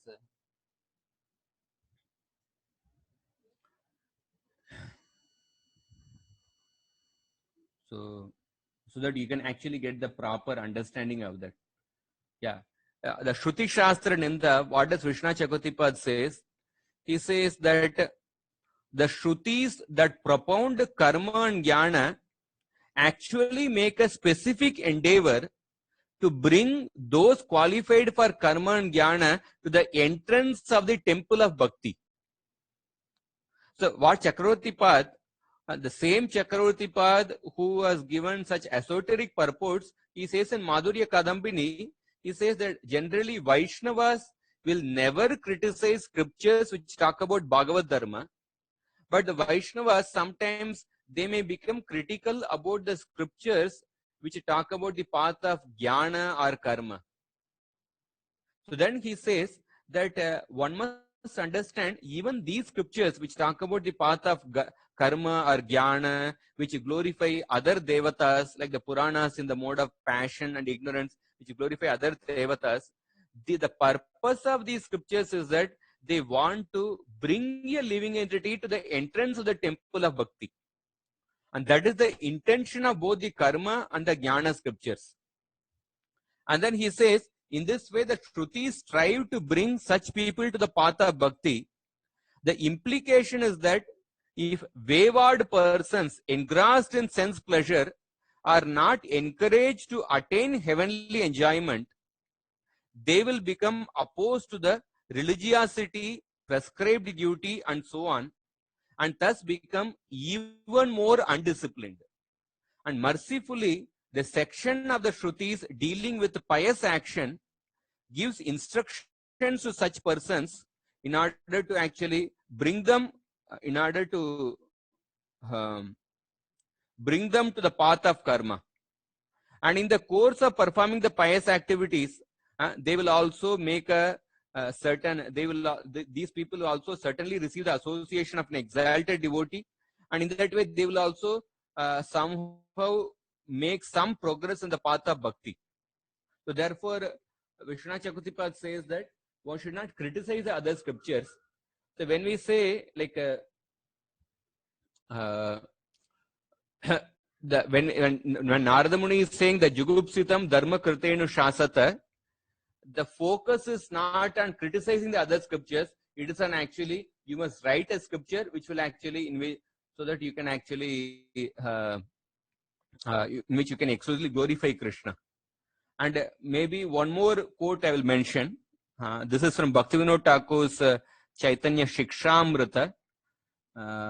Just give me one minute. I'll extract that quote also, because sometimes when we see the scriptures, certain places they appear very critical, but when we read the other portions of the scriptures, we can actually get a balanced outlook. We can get a balanced view. So Bhaktivinoda Thakur, the Chaitanya Shikshamrita,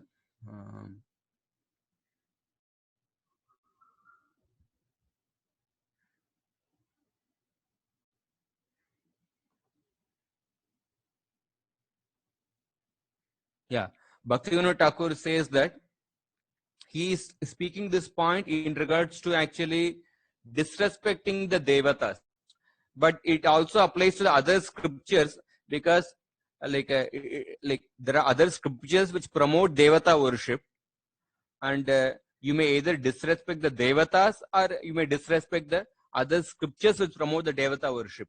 It has the same equivalent. So Bhaktivinoda Thakur says that respect should be given to all the forms of the devatas which are being worshipped in various places. In the same way, respect should be given to all the scriptures which promote actually worship of the different devatas, which promote actually the paths of karma and jnana. And then he says, by disrespecting the devatas, the devotee's pride will grow and humility will decrease. So similarly, we can say that by disrespecting the other shastra, the devotee's pride will grow and humility will decrease.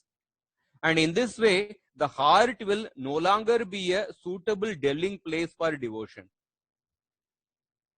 So in this way, we can actually reconcile with the other statements.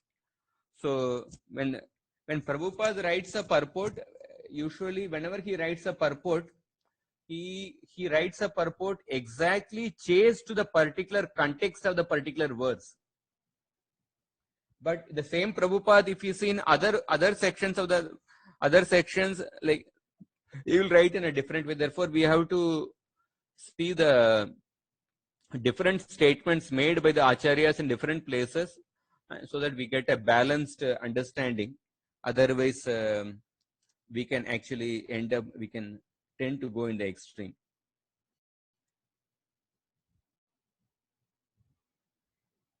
So I think I have taken up all the questions, and I'll just go ahead. Some more time is there, another 20 minutes. 1 second.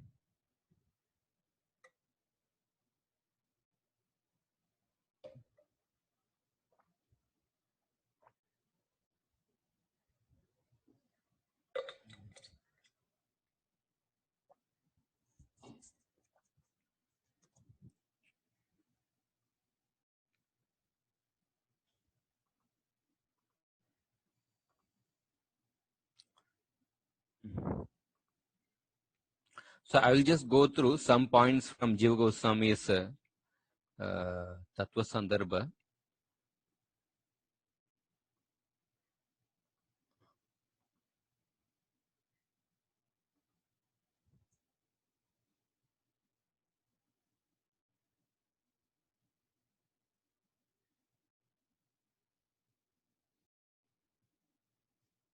So Jiva Goswami says he raises different questions in the commentary. First question he asks is that why does the Lord, we discussed that how the living entities are bewildered by Maya. So why does the Lord not intervene? One may ask the question, why does the Lord not intervene with the Maya? Why does the Lord not intervene with the service of Maya? So the answer is that the Lord has only appointed Maya, and the Maya has been performing their service faithfully since time immemorial. Because the Maya is his devotee, the Lord does not interfere with the Maya service. The next question is that why does the merciful Lord not stop Maya from harassing the jivas? The Lord does not stop the Maya because he teaches the jivas how to get free from her clutches by surrendering to him. Instead of stopping Maya from harassing the jivas, the Lord actually teaches the living entities how to get out of the clutches of Maya by surrendering to him. Because Maya will never again harass any jiva who has taken shelter of the Supreme Lord. And the third question is, why does the Lord allow the Maya to create obstacles for the jiva and present allurements for the jiva who want to surrender to the Lord? The reason why actually Maya provides obstacles for the jiva is that Maya wants to make sure that no unfit souls bother the Supreme Lord. Because the Lord's only activity in the spiritual world is enjoying loving exchanges with the devotees. And those souls who are not become completely purified and who are not completely awakened to their love for the Lord, if they enter, it will be unhealthy for the whole atmosphere in the spiritual world. Therefore, Maya puts so many obstacles in order to ensure that no unfit souls bother the Supreme Lord. And then, the next question, which Jiva Goswami poses, is that is the Lord indifferent to the plight of the jivas? No, the Lord is not indifferent to the plight of the jivas, because the Lord comes here regularly to reclaim the souls, and the Lord sends personalities like Vyasadeva to write Vedic literatures and also other empowered servants. In that sense, Lord is not indifferent. And then when we ask the question, why are the jivas also allowed to enjoy in this world? If the one may say that if only the punishment is given to the jivas, then the jiva will very soon come to the lotus feet of Krishna. But enjoyment is also, the opportunity for enjoyment is also given to the jiva, because the opportunity for enjoyment is also given. Many times the jiva forget the Supreme Lord. He does not immediately come to the Supreme Lord. The reason is that, suppose if there is only continuous misery for the jiva, the continuous misery is not good for developing transcendental understanding, because one's mind becomes too disturbed to contemplate scriptural truths. And secondly, continuous misery is not necessary for the jiva. It's not necessary, because any living entity, even with a little rudimentary transcendental knowledge, will realize that there is no real happiness in the material world. So therefore, in that sense, that jiva, it's not that only continuous misery has to be given to the jiva. So these are some points mentioned by Jiva Goswami in the purport. So going ahead,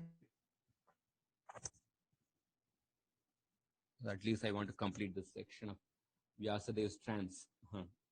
So now, the last verse of the Vyasadeva Samadhi, it was described that Vyasadeva taught the Srimad Bhagavatam to his son Shukadeva Goswami, who was already situated in Brahman realization. So immediately Suta Goswami asked the question that he's asking, Shaunaka Rishi is asking the question to Suta Goswami. Shukadeva Goswami was already fixed in Brahman. He was indifferent to everything, and he was enjoying in the self. So why did he take the trouble to study this book Srimad Bhagavatam? Then Suta Goswami speaks this very important verse. Atma Ramascha Munayo Nirgranta Apyurukrame Kurvantyakaitu Bhaktim Itam Bhuta Guno Harihi. He says that some sages who are Atma Ramas, who are beyond the scriptures, who are beyond the false ego and the rules, even they practice unmotivated pure bhakti to the Supreme Lord because he possesses qualities attractive even to the Atma Ramas. So this verse is a very important verse. Chaitanya Mahaprabhu explained this verse in 18 different ways to Sarvam Bhattacharya. After that, Sarvam Bhattacharya was wonderstruck by the explanation given by Chaitanya Mahaprabhu. And then Chaitanya Mahaprabhu showed his Shadbhuja form. Because Sarvam Bhattacharya felt that, like, who can give such 18 different meanings to Sarvam? Like, he was completely like wonderstruck by Mahaprabhu's explanation. And then Sanatana Goswami asked Chaitanya Mahaprabhu, I heard that you explained the Atmarama verse in 18 different ways to Sarvam Bhattacharya. Can you please explain to me? When Sanatana Goswami asked like that, Chaitanya Mahaprabhu said that, actually, I don't remember what I explained to Sarvam Bhattacharya. But nevertheless, because I am in your association, by your association, maybe Krishna will inspire me to speak something. And then Mahaprabhu started speaking. And when he started speaking, he gave 61 explanations of this Atmarama verse, which you can find in the 24th chapter of the Madhya Leela. Somebody is unmuted. Somebody is. Mahaprabhu gave 61 explanations of this particular verse.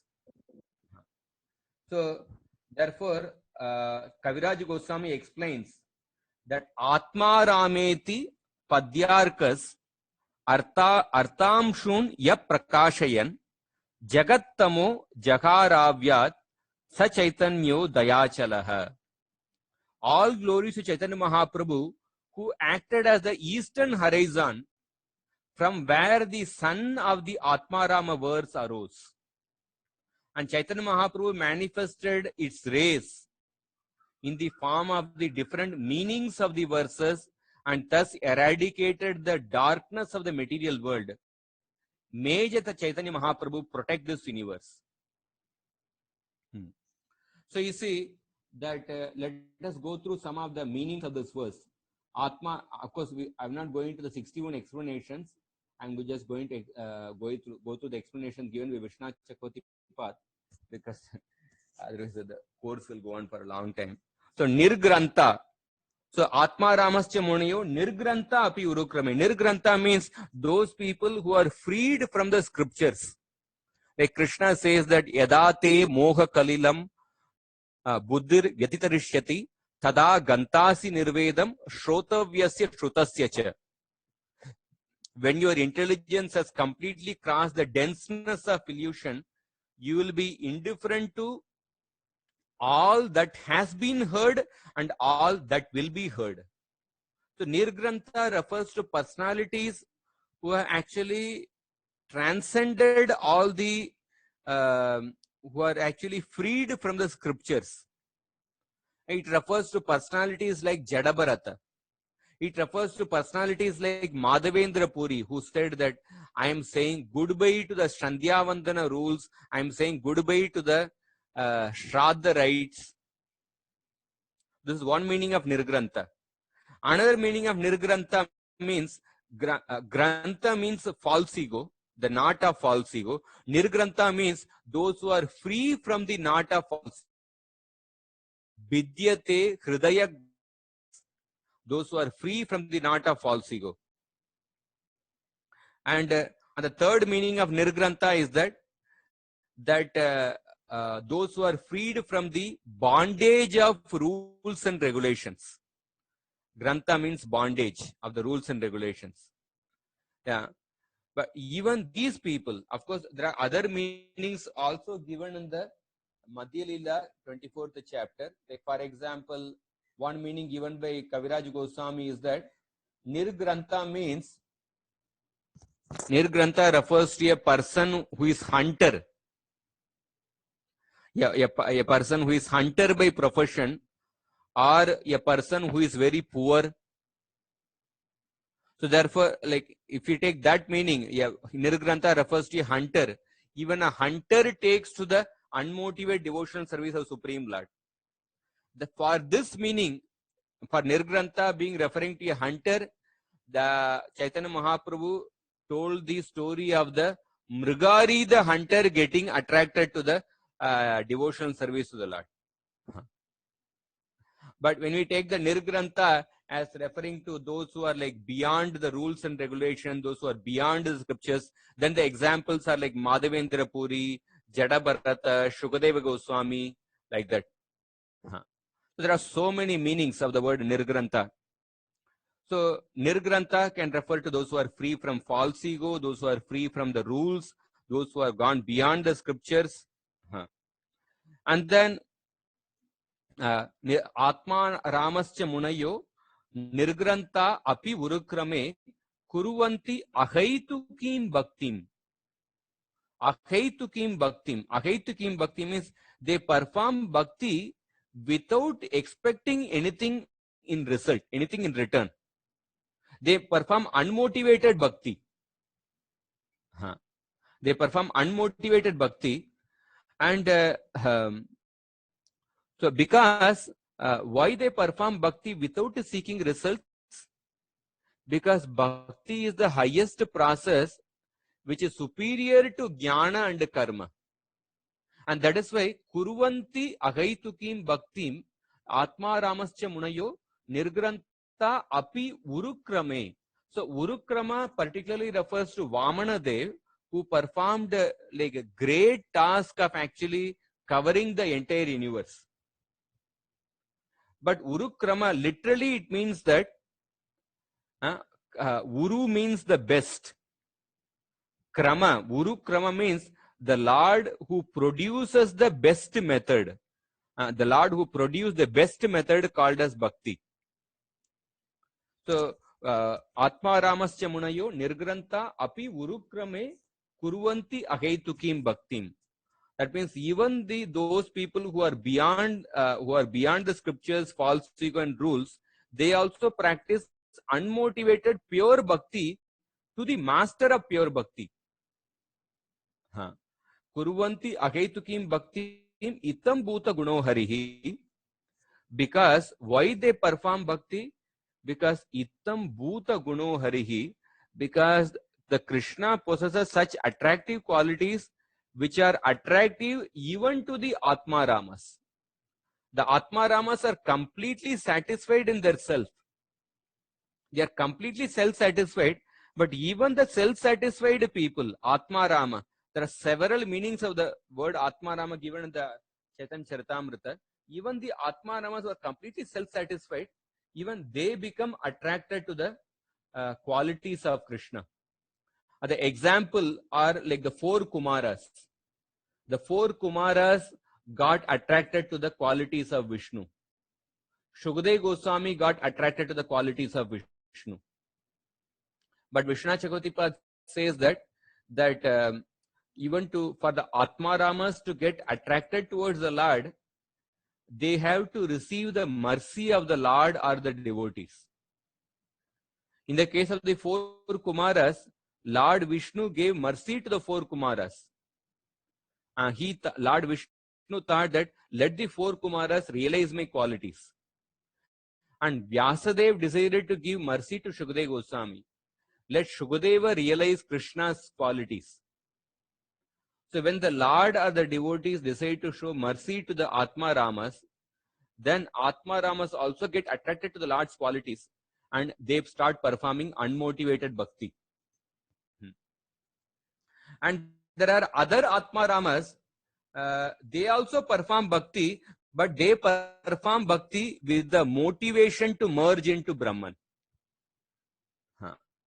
So their bhakti cannot be called as Aheituki bhakti. But the Atma Ramas like Shukadeva Goswami, who are attracted to the qualities of Krishna, they perform bhakti without any motivation.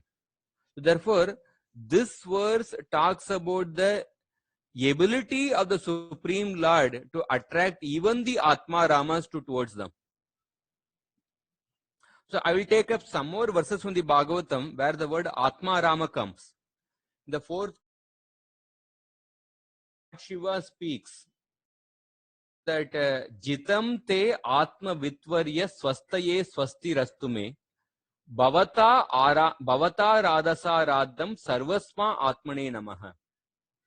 He says that all glories unto you, you are the most exalted of all the Atma Ramas, or you are the leader of all the Atma Ramas. So the Lord is called as the leader of all the Atma Ramas because he possesses such transcendental qualities by which even the Atma Ramas can get attracted. So Atma Ramas are the most difficult people to actually to attract. But the Lord possesses qualities even to attract even the Atma Ramas. And then another verse in this verse comes in the the Lord is the leader of all the Atma Ramas, but that leader of the Atma Ramas, he got actually attracted to the love of the gopis. Iti viklavitam tasam shrutva yogeshwareshwara prahasya sadayam gopir Atma Ramo api ariramat. Atma Ramo api ariramat. That means although the Lord is self-satisfied, although the Lord is the leader of the Atma Ramas, as Lord Shiva declared, but that Supreme Lord enjoyed with the gopis. So that shows actually the level of the love displayed by the gopis of Vrindavan.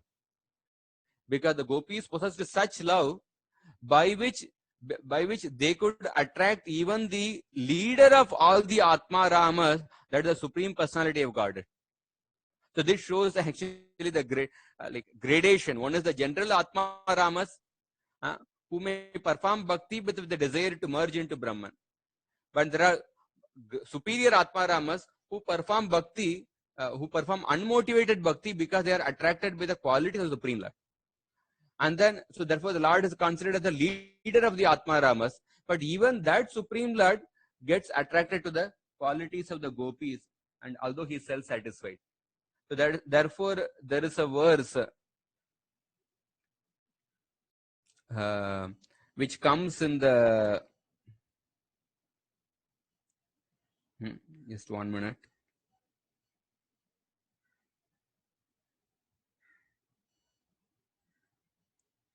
Yeah, there's another verse which comes in the Skanda Puran, which gives another meaning of the word Atma Rama. So Krishna is called as Atma Rama. So another meaning of the word Atma Rama is that Atma tu Radhika tasya tayaiva Ramana dasau Atma Rama taya prajashi prochyate guda vedivihi. Srimati Radharani is the soul of Sri Krishna. She is the Atma of Krishna. Because Krishna enjoys with her only, therefore the self-realized knowers of mysteries call Krishna as Atma Rama. So why Krishna is called as Atma Rama is that because Krishna enjoys only with Srimati Radharani, and because Srimati Radharani is the soul of Krishna, Krishna enjoys only with Srimati Radharani. Therefore, Krishna is called as Atma Rama. This is actually another meaning of the word Atma Rama. So in this way, this particular verse comes. So Prabhupada explains in the purport that the Atma Ramascha Munaya. Munaya means those who are thoughtful, those who are grave and silent, are ascetic people, are those who are persistent, mendicants, sages and saints. And Nirgrantha, I already gave some meaning. Nirgrantha also means that it refers to a capitalist. Ni Grantha, one who counts wealth. Or Nirgrantha can refer to a poor person, a penniless person. And Nirgrantha can refer to one who has no connection with the scriptural injunction. In that way, there are various meanings of the word Nirgrantha. So Urukrama means one whose activities are glorious. It specifically indicates Vamana, but it also applicable to Vishnu or Krishna. So Ahaitukim Bhakti, that means performing Bhakti without any hetu.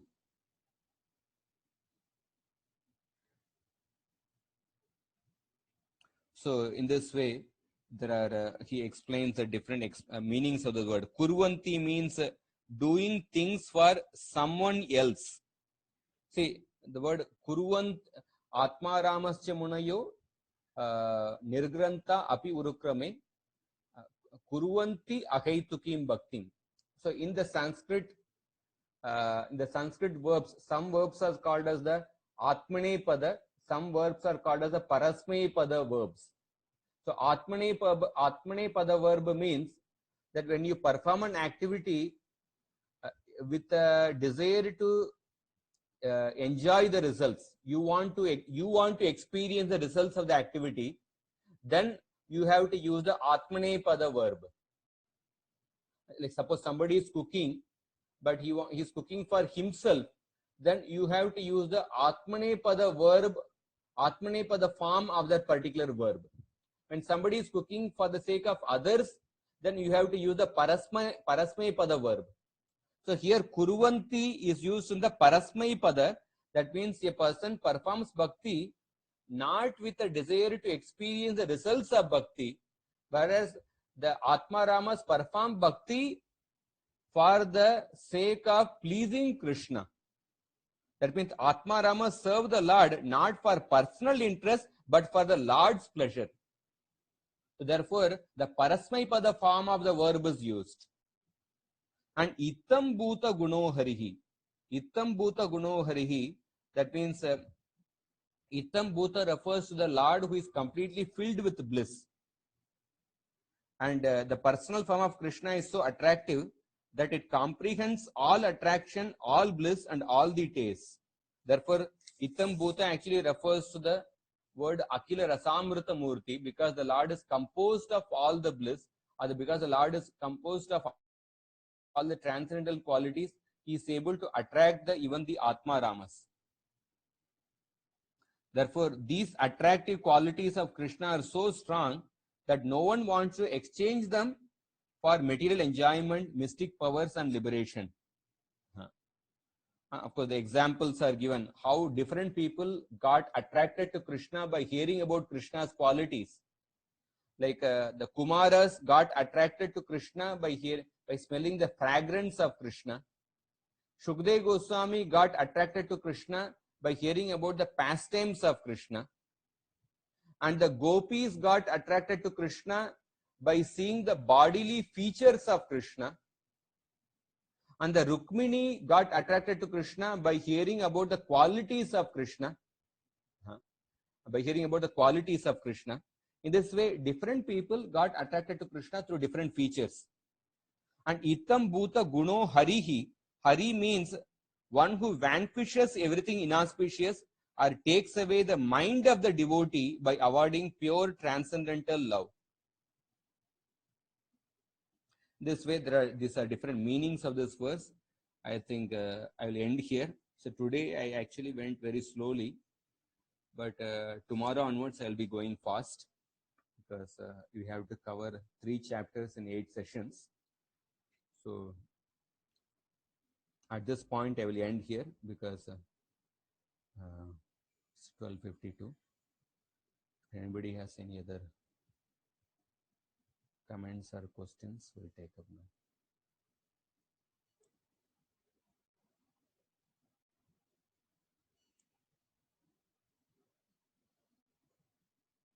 Vedas are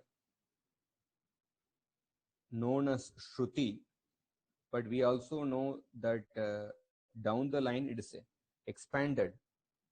Also, Smriti Shastras are also given by the Acharyas.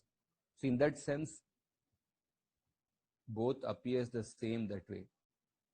As Shrutis are eternal words, and why not? That should contain direct glorification of the Lord instead of Karma Kanda, Jnana Kanda, etc.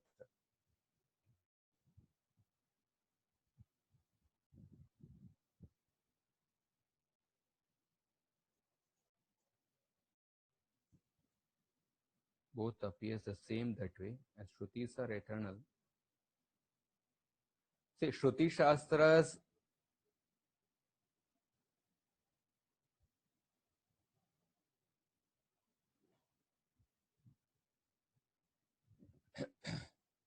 Shrutis are eternal. Why not they contain direct glorification of the Lord? See, even the Shrutis also contain direct glorification of the Lord. Say, Gopal Tapani Upanishad, it contains direct glorification of the Lord. And if actually, in one sense, all the words in the Shruti, they contain glorification of the Lord. The meanings of the Shrutis can be understood in three different levels. On a gross level, subtler level, and the subtlest level. The three different levels of meaning are considered, they are called as the Adibhuta, Adhyatma, and Adidaiva. Adhyatma is the subtlest meaning of the words of the Shrutis. Adidaiva is the intermediate, subtler level of the words of the Shruti. And Adibhuta is the gross level of the words of the meaning of the words of the Shruti.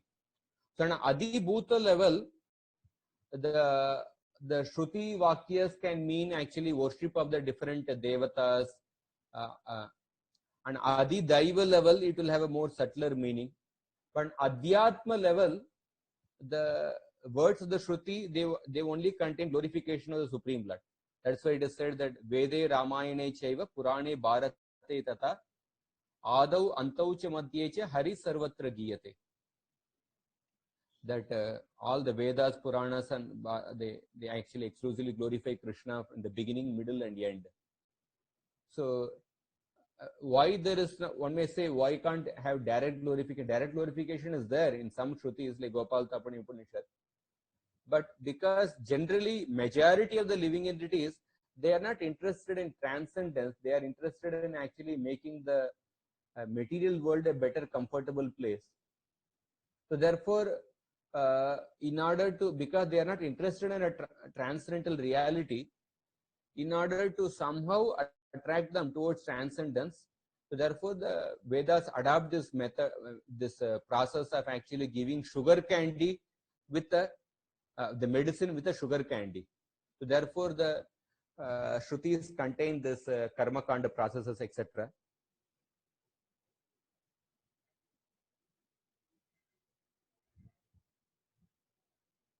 Why Atmarama verse is interpreted in so detail? How to give up the false ego? So Atmarama verse is interpreted in so much detail because this particular verse especially talks about the ability of the Supreme Lord to attract those who are completely self-satisfied. This verse proves about how the Lord possesses transcendental qualities to attract even the topmost people, the Atma Ramas. Say suppose like some particular, say, college which attracts the most intelligent people. If you want to, then by that the greatness of that college is established. The greatness of the college is established. So similarly, the Atma Ramas are actually the completely self-satisfied, because generally all the living entities in the material world, 99.99% of the living entities, they are seeking happiness by gratifying some sense object. They are looking for happiness outside. They are seeking outside for happiness. They are looking to buy something. They are looking for some relationship to experience happiness. But Atma Ramas are those people who are completely self-satisfied. Like the greatest example, materialist means what? Materialist means one who actually looks outward. The greatest example of a materialist is Hiranyakashipu. Hiranyakashipu never had the habit of looking inward. He was only looking outward. But Atma Ramas are the highest living entities that they don't seek happiness outward. They are so self-satisfied. But the Lord possesses such qualities that he actually attracted even the Atma Ramas that these Atma Ramas, they like Shukdev Goswami, he underwent the trouble of going through the such a big literature, Srimad Bhagavatam, 17,000 verses. And that Shukdev Goswami, the Atma Ramas, who have gone beyond all the rules and regulations, but he started following the rules and regulations of how to practice bhakti. After going beyond, like suppose somebody who has done like say double PhD or triple PhD, after doing so much of PhD, then if a person starts joining a school to study some particular subject, you will be completely surprised. Oh, this person is so intelligent, he has already got so much of degree, then why is he joining this school and following the normal exams and this thing? Then you will start thinking that maybe this school must be offering something so special that it has the ability to attract even this top PhD scholars. So similarly, the Atma Ramas are the highest self-realized people, self-satisfied people, but even they get attracted to the qualities of the Lord. That shows the transcendental position of the Lord. Therefore, this verse is actually explained in so much of detail. Yeah, how to give up false ego? Yeah, it is a journey actually. The process of, and he's talked about the giving up the false ego, the process of bhakti yoga, and especially like performing bhakti yoga, putting ourselves under the guidance of somebody. Like in the 7th canto, it is explained that Dambo Mahadupasaya. By serving the great souls, one can actually overcome pride. By performing bhakti yoga under the guidance of a devotee, and also like we also giving up false ego also means like along with the body we have a certain identity according to varnashram. We have to engage ourselves according to our propensity in varnashram for Krishna's service, and then slowly at a certain point we can also transcend that identity. Varnashram is also one is the sadhana bhakti path, and another is the varnashram path. Varnashram is like a bridge which is helping us to actually cross the ocean. And don't stay in the bridge, don't make a house in the bridge, and don't think that we can cross the ocean without the bridge. That sense, we accept a certain material identity according to our propensity and use that identity in the service of Krishna with the aim of transcending that identity. So that is varnashram path. Another is sadhana bhakti part, where we engage in the process of bhakti under the guidance of a devotee, because by under the guidance of a devotee we can actually overcome the false pride. That is another way.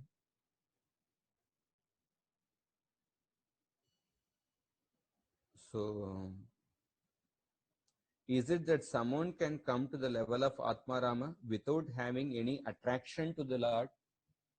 What does it mean? Be inward oriented. Yeah, people can be Atma Rama without getting attracted to Bhagavan. There are people who are focused on Brahman realization.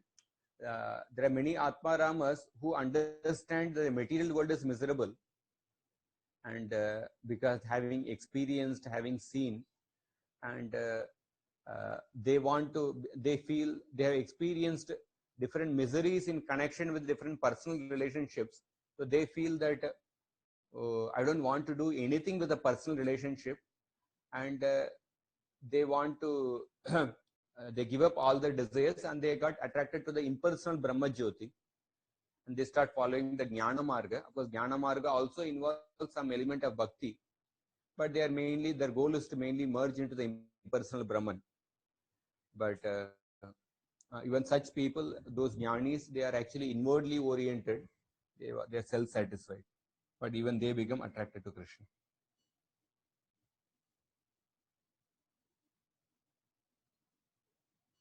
So I think I'll stop here. Most of the questions are done. So we'll continue tomorrow. Yes, I am grateful to all of you for your patient attention. And tomorrow we'll go a little fast.